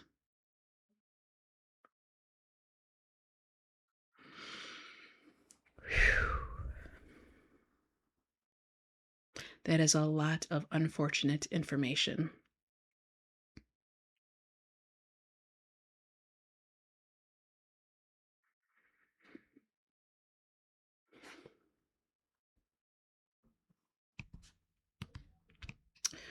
So here we are at the conclusion. As this article demonstrates, the grooming of children for sexual abuse occurs in a variety of religious settings, and the offenders may comprise a diverse array of individuals, including religious and spiritual leaders, volunteers, camp counselors in religious based camps, staff in religious schools, and others associated with religious communities. Moreover, because of religion's institutional standing, religious grooming frequently takes place in a context of unquestioned faith placed in sex offenders by children, parents, and staff. Our work here exemplifies the many types of grooming that the existing literature details, combined with the specific features that characterize religious settings.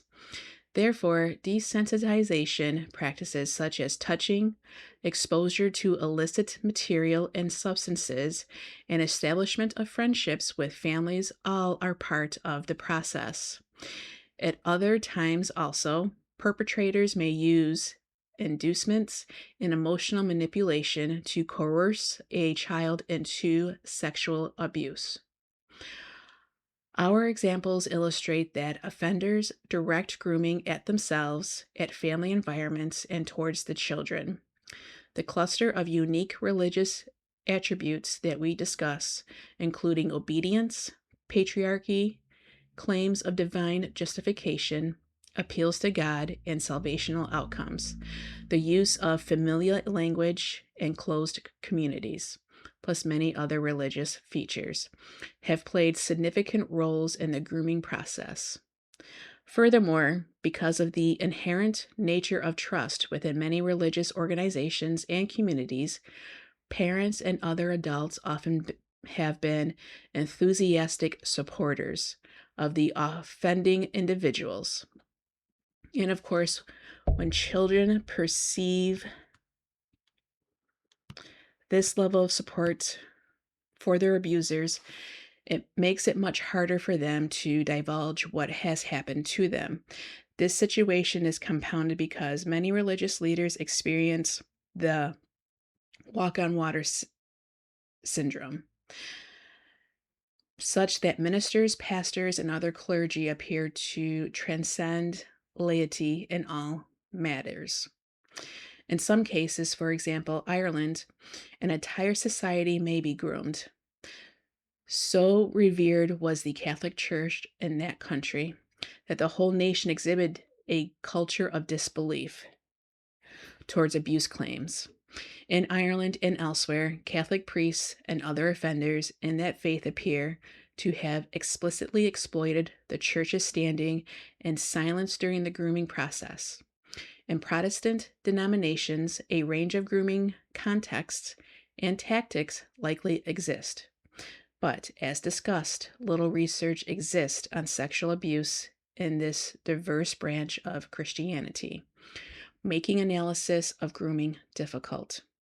More generally, when grooming and abuse occurs in mainstream religious settings, then secrecy may ensue so that the institution's reputation, as well as the status of individual clergy, is put before the needs of the children and the requirements of the legal system, which, duh. We learned that just within that paper of Sex Trafficking Protection Act, how part of the problem is, businesses don't want to tarnish their reputation. Oh, well, this is much more important than your reputation. How about just don't let it happen? How about that? Or stop it from the first time you hear about it, do your investigation, and then don't allow it to happen again. Same thing with these churches and their reputation. And they like to blame it on the victim. Well, if we bring this out, that's going to hurt the victim. No, you're trying to protect the predators. You're not trying to protect the victims. Protecting the victims is giving them a voice, acknowledging that it happened, understanding that what has happened to them, first of all, and that it's not their fault. They were taken advantage of. And the thing of it is when this happens, it ends up being the family feels the guilt and shame, the preachers feel guilt and shame, the whole church, people within that church feel guilt and shame. Well, maybe we need to feel the guilt and shame that we allowed it to happen.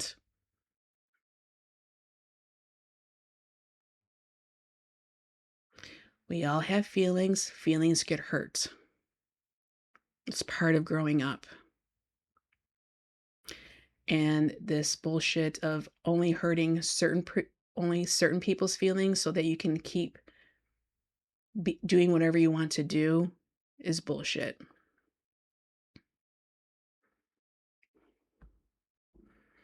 Fuck your reputation when it comes to this. Sectarian groups like the Seventh-day Adventists also movements including the Jehovah's Witnesses, Jewish Hasidism, and fundamentalist Mormonisms are categorized by high levels of insularity in many respects. right? They're in these rural areas. These and other conditions result in a distrust of societal authorities and an unwillingness to seek secular help for abuse. Sectarian movements are more likely, therefore, to deal with abuses internally, meaning that they may not be dealt with at all. Moreover, as is the case with the Seventh day, institutional protection of clergy emerged as the children were encouraged to forgive their abusers and move on. Yeah, just move on. Just move on. Like mainstream religions, secrecy often shields the communities from criminal prosecution. This reminds me of M. Night Shyamalan, uh, the movie The Village. And they were taught anyone outside of their village was evil, and they had to do everything they can to protect the village. And the parents would do certain actions to scare the kids so they wouldn't dare leave the village. I think I need to watch that again. All right, so cultic movements, including the Branch Davidians and the Children of God, establish religious communes where the boundaries between religious group and the family are blurred. By establishing strong, effective relationships, clear rules of behavior, and identifiable roles for members that are similar to family dynamics. These types of religious movements function as proxy families. The two entities, family and religion, enmesh such that the religious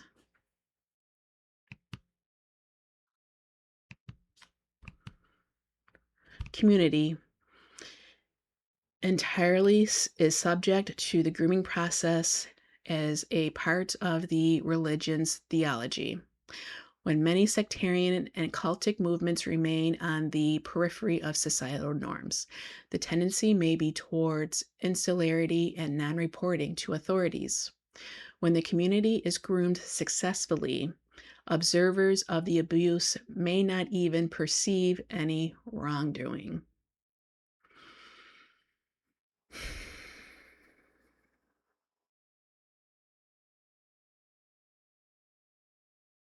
So we can have whole, close knit communities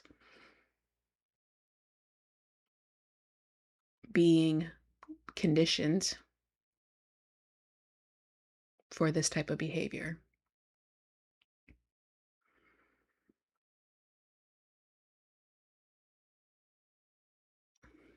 This is sometimes one of the benefits of being an outsider, where you come into a situation and you're like, what the fuck is going on here?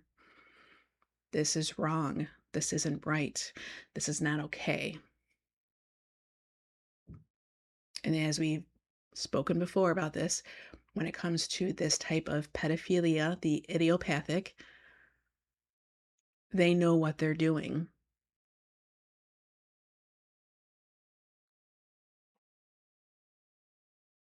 How do we know they know what they're doing?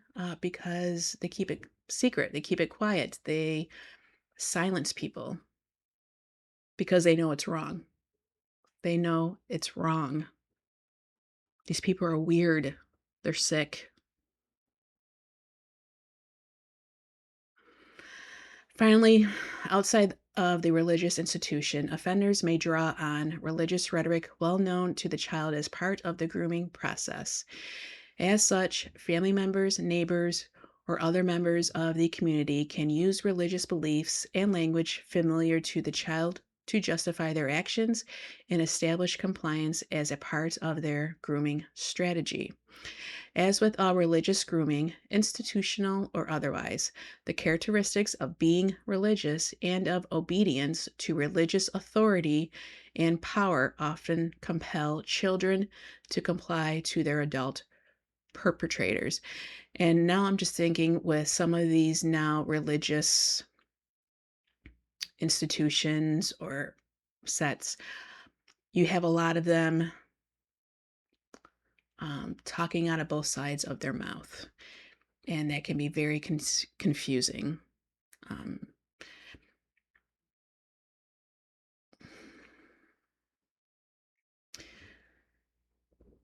A lot of them I've noticed like to do the whole Charles Darwin by using nature as a way of showing how their behavior is X, Y, and Z. You have to be careful with people like that because they only use a smidgen of that foundational truth and then they surround all their bullshit around it. So that's why it's important to question and look it up yourself and figure out what is going on here. And you have that right to do it. You have the autonomy to do that. You have every right to question anyone and everything. Are you a pain in the ass for doing that? Goddamn right. Absolutely. I've been known as a pain in the ass my whole damn life. And I'm okay with that. I'm a pain in the ass wherever I go. I'm the problem, so to speak. But the type of problem that I am is advocating for others, questioning bad behavior, paying attention to those who don't want to be paid attention to. Yeah, that's the type of problem that's important to be. Sitting down and shutting up, we don't mix very well. I know when to sit down and shut up, though. I know when to be quiet, but not in the way they would like me to sometimes. In examining the hindrances to the reporting of child sexual abuse in religious settings, Harper and Perkins link research on some of the social psychological dynamics of group allegiances to the religious context. They report that in institutional settings, members may have a greater loyalty to the institution than to the abused victim. This dynamic allows observers of abuse to diminish the victim's experience. Furthermore, because devotion to the institution shapes social identity, especially for more devout individuals, they may be entirely suspicious of the victim's claims, favoring instead the religious figure and his or her status and perceived credibility. Thus, when the abuser is a member of the institution responsible for the observer's selfhood, social identity, and even purpose in life, then the observer is more likely to deviantize the child victim than the offender. Unfortunately so. Because that's going to put a crack in their reality. It's going to make them fearful and scared because what they have been believing in so thoroughly, that's going to shake them up. And yeah, that's scary. Absolutely. You're going to feel probably foolish, betrayed. Um, it's going to shake your world a little bit. And that is totally understandable.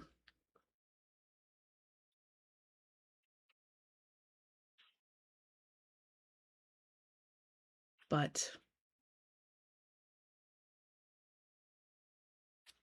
there's children being raped and sexually abused who by people who have lied to you this whole time. And I'm sure you can get caught up in things like that. I'm not one of those who did, but so I can definitely understand how difficult it would be to accept that reality that the person who you've looked up to for guidance and who has um, his words made so much sense to you and finding out he does this behind closed doors, yeah, that's fucked up. That's scary. What is even scarier, though, is this continues. So this is where I say, give yourself grace.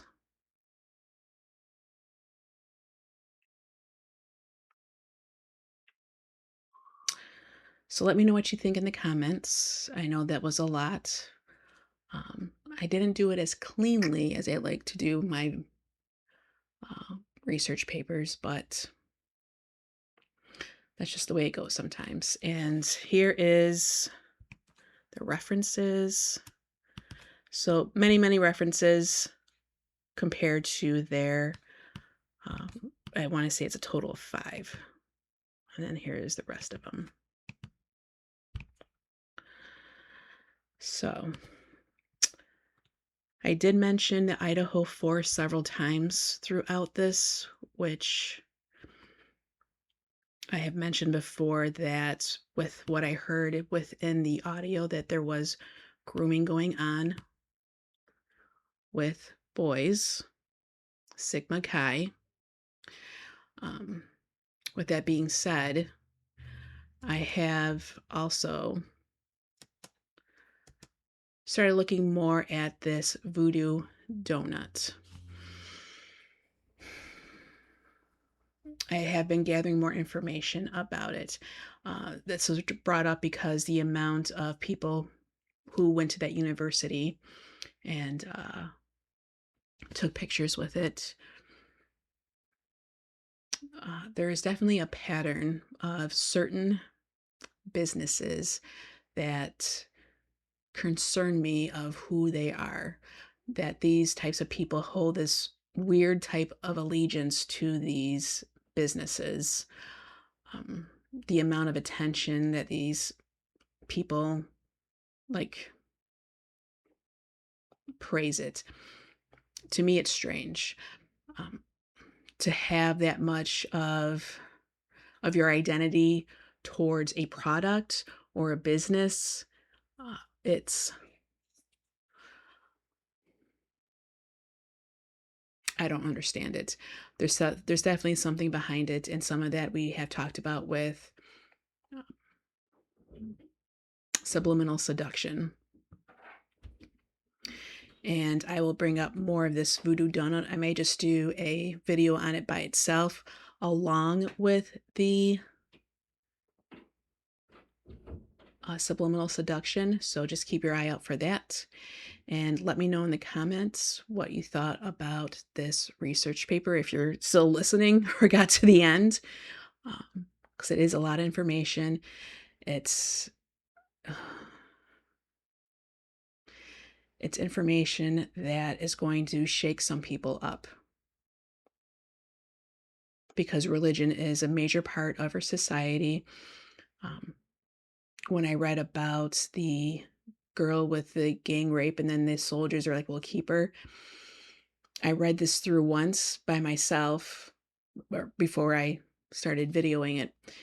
And I knew it sounded familiar to me, but then once I read it again, I was like, oh yeah, that's right. Now I really remember it. Um, so it's just unfortunate that a lot of this type of behavior is allowed to go through. But as we have learned today with the Jeffrey Epstein files, that this is not anything new. This has been going on for centuries, since 1492. And it's allowed to happen because there is a percentage of people on this planet who want to continue doing shit like this to kids. And for some reason, I'm thinking it's around 30%. It's a lot more than we would like to think there are. I'm going to say it's close to 30%. That's my own opinion. It may sound high to people, but just pay attention to independent journalists. Pay attention to how many people, a percentage of people who follow the person in the Oval Office. I'm not saying all those people who follow him participate in this, but may have been victims of.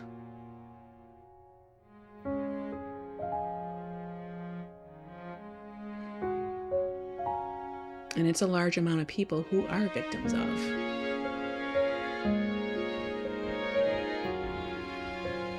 So, on that, I'm going to end this video, and thank you for listening.